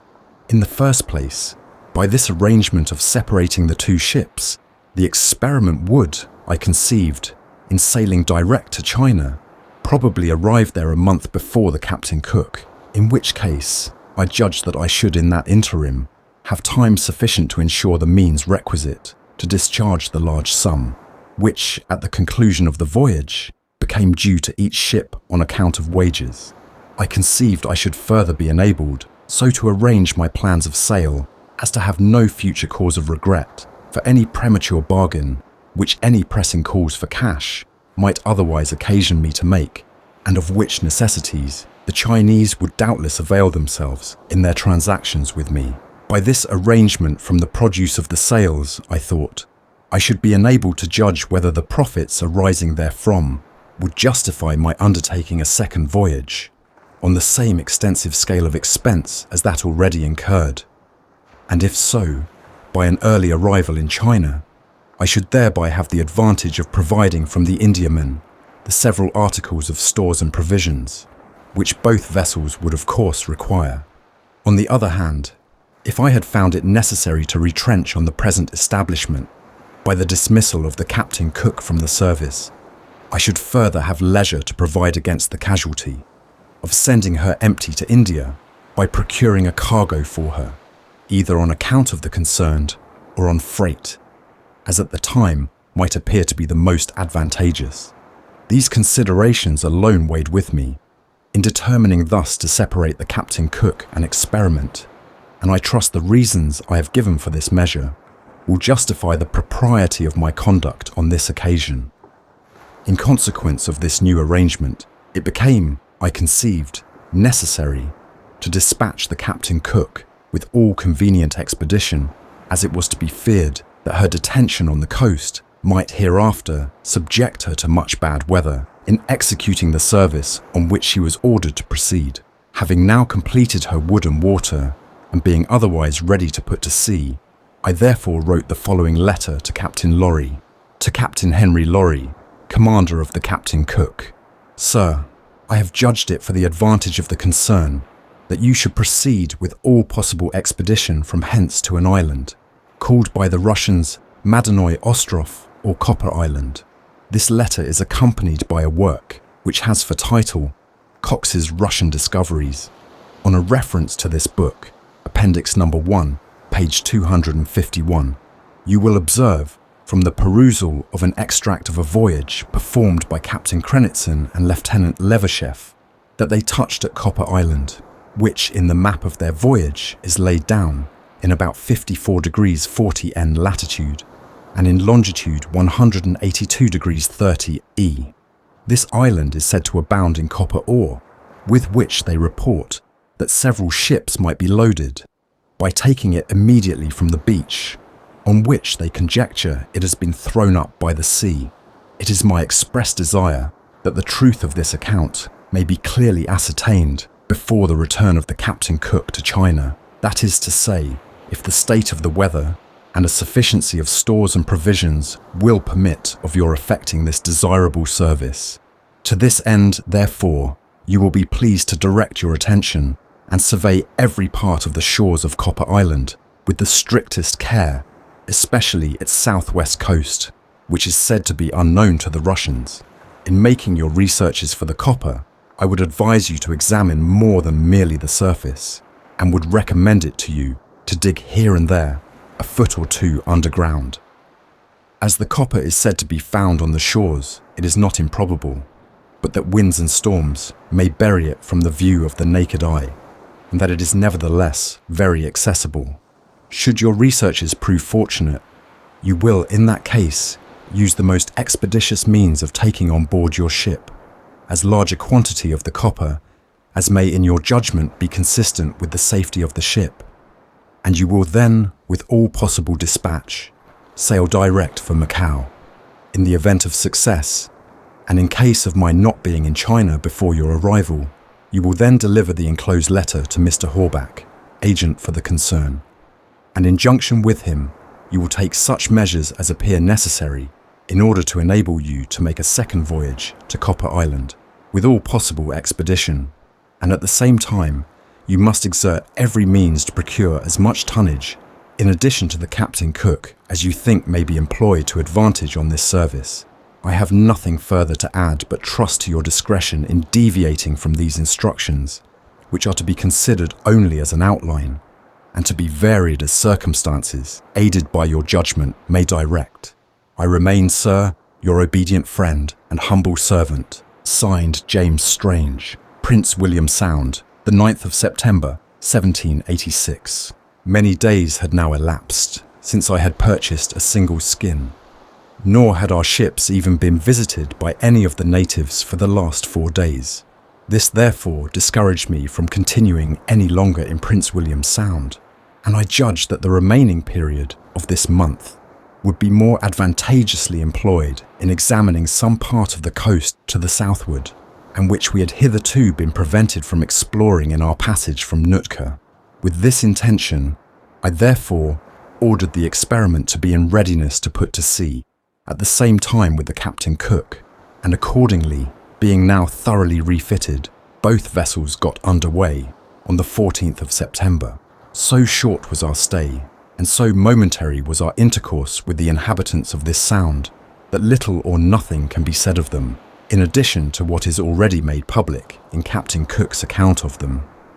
In as far, however, as my observation enabled me to form a judgment of their dispositions and manners.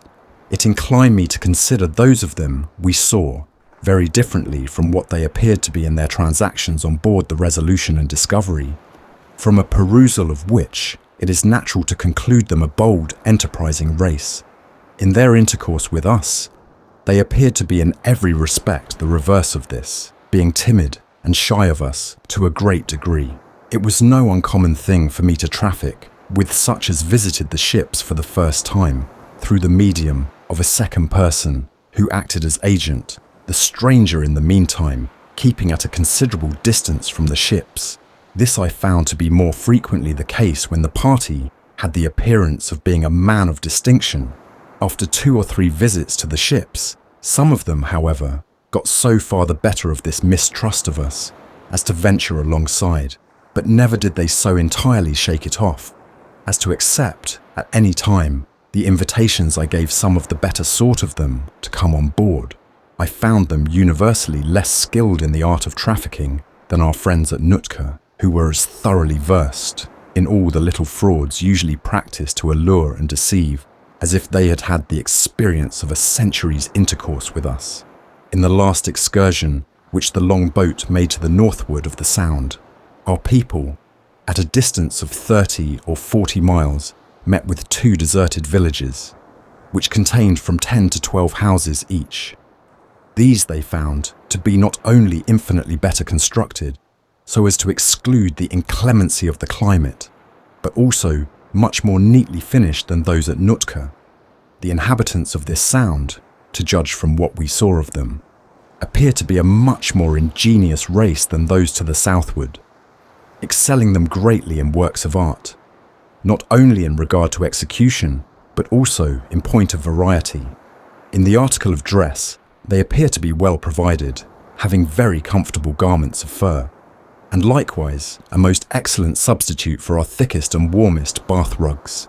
I used my endeavours to procure a piece of this cloth, without however succeeding, although the price I offered for it was equal to what would have purchased 6 good otter skins. It is presumable, therefore, that the material wherewith it is made is very scarce, and in the possession only of their principal men. I procured a skin of the animal from which it is made, which has more the appearance of a sheepskin than that of any other animal I know. They are likewise well provided in the article of boots, and their oilskin dresses are admirably calculated to keep them dry in rainy weather. In short, in as far as depends on an exertion of their own industry, they seem to be perfectly well defended against the inclemency of their climate, which, from our experience of it, is, I doubt not, very severe. On our arrival in the Sound, we found the neighbouring hills still retained, in a great degree, their winter clothing of snow, and before we sailed, a considerable quantity fell at different times. It is a singular proof of the inactivity and want of enterprise in the Russians belonging to Kamchatka that they have not yet availed themselves of this new source of wealth, laid open to them by the discoveries of Captain Cook. I believe I may venture confidently to affirm that hitherto they have not found their way to the coast of America, which is the more unaccountable when it is considered that, from the Unalaska Islands, to which they have for a great length of time traded, they could easily reach Prince William Sound or Cook's River in 10 or 12 days. Our vessels having passed that part of the Sound, where Captain Cook anchored after rounding Cape Hinchinbrook without having explored it, I judged it proper to put into the same cove, in order to give the inhabitants, if any lived there, an opportunity of trading with us. Although the distance between this and Snug Corner Cove was not great, yet considering how few of the natives of this Sound we had there met with, I conceived it not improbable that a jealousy or distinct interest might prevent all intercourse between these 2 branches of the Sound, and as Captain Cook had there been visited by some of the inhabitants, I thought it right, therefore, to come to an anchor for a few hours at least, and which we accordingly did, taking leave at the same time of our consort, who now stood on her voyage to Copper Island.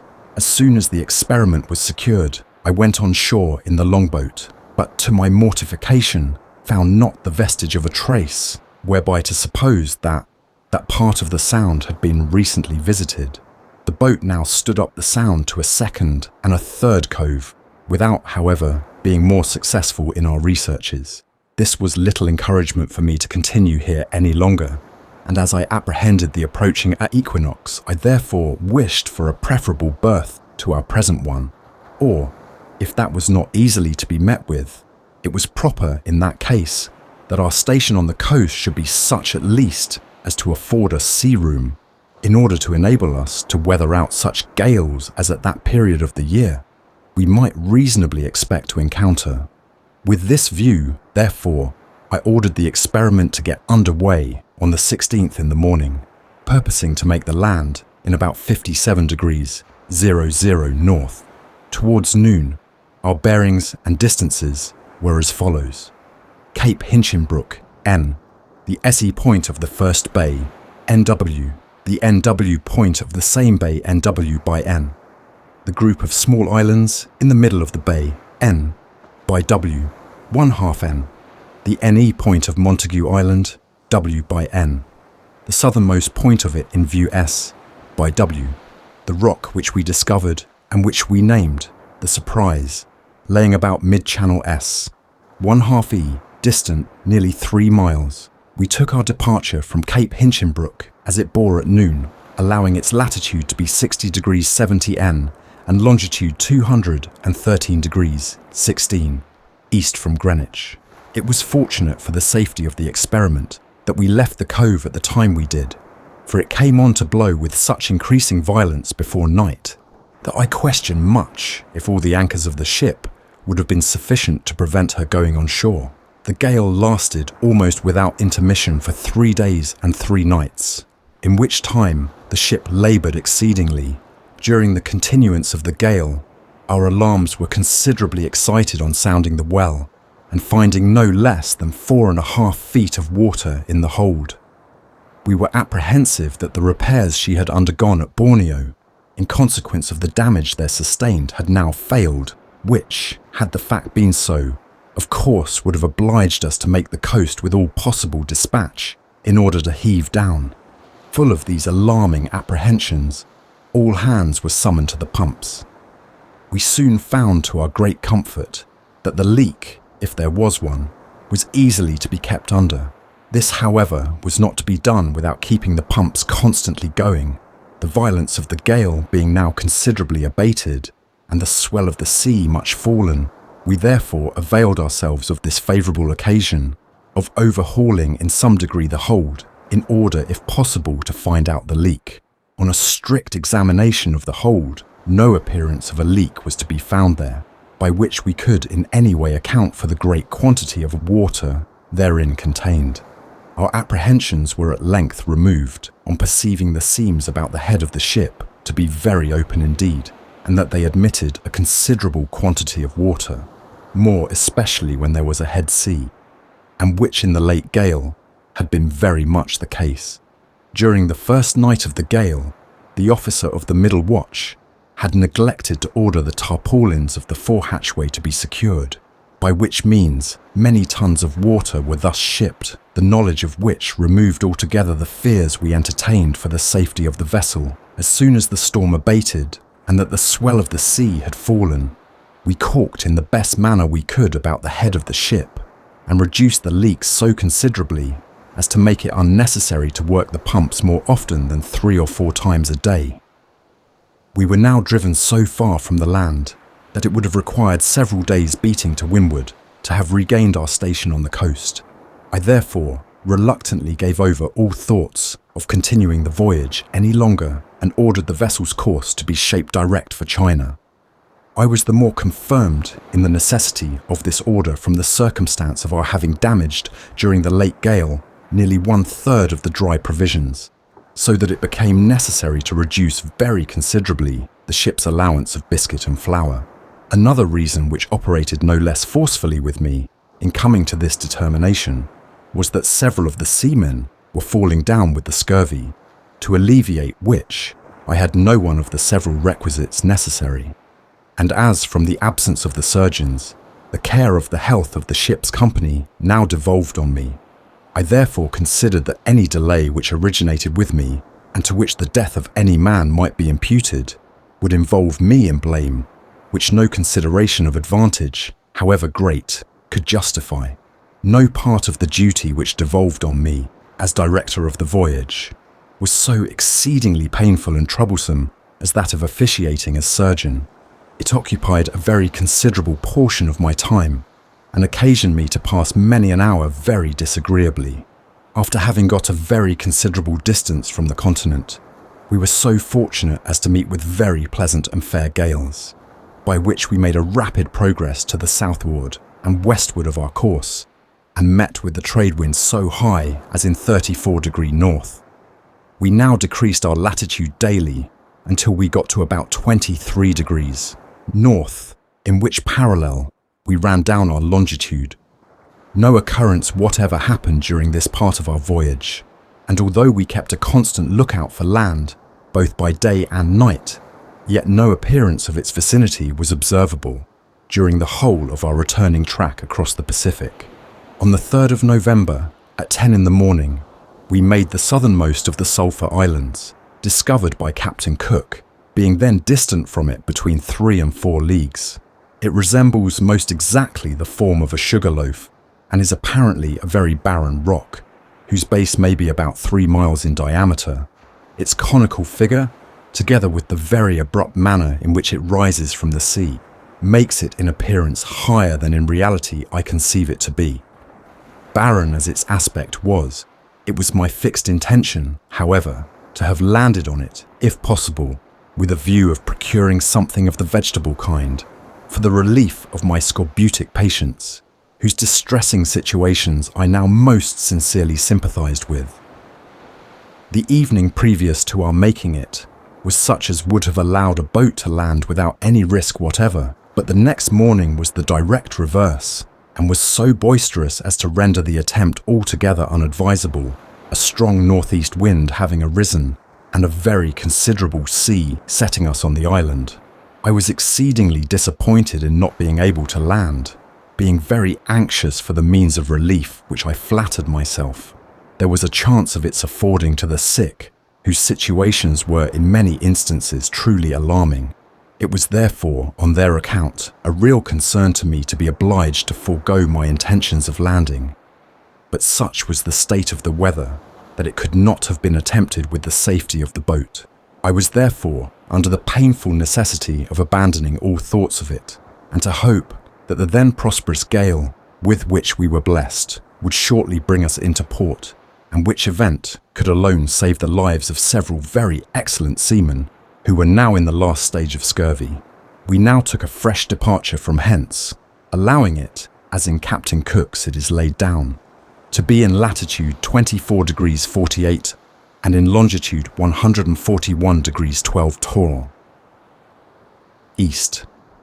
The weather was now too thick to admit of our seeing the centre island.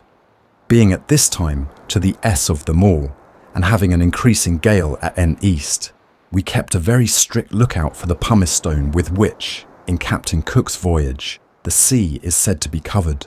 Nothing of the kind, however, was to be seen, so that it is presumable that what was observed in the above voyage was produced by some immediate volcanic eruption, which at the period of their discovering these islands had just happened. A few days after leaving Sulphur Island, we made the southernmost point of Formosa, by our observations brought up from the 3rd of November, on which day we took a fresh departure from the Sulphur Islands. Our longitude agreed within 3 miles of the longitude of Formosa, as laid down by Mr. Alexander Dalrymple. After passing Formosa and getting into the gut, which separates it from the continent, we soon experienced such a rippling and chopping sea as made us apprehensive for the safety of the masts.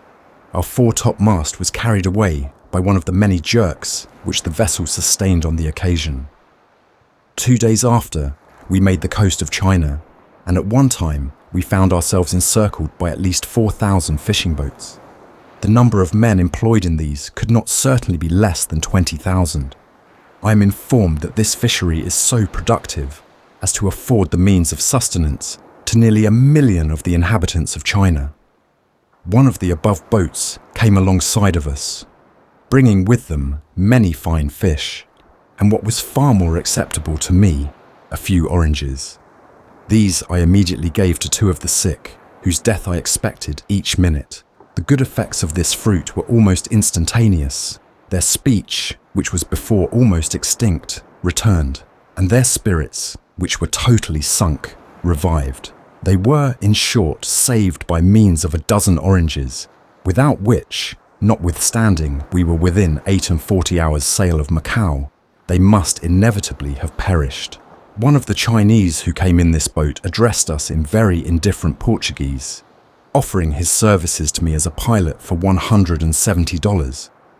From this sum, he came down to $30, which I cheerfully paid him, and he accordingly took charge of the ship, bringing us to an anchor in Macau roads on the 15th day of November.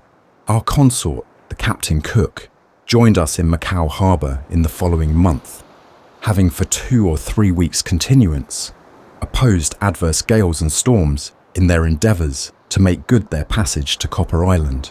Such was at length the shattered state of their rigging and sails, added to which the extreme sickliness of the ship's company and the reduced state of their provisions, that they were obliged, however reluctantly, to abandon this very desirable objective.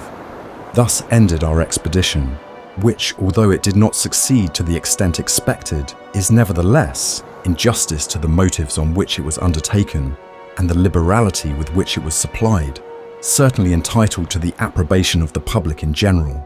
James Strange. End of James Strange's Journal of Captain Cook's Last Voyage. Thank you for listening.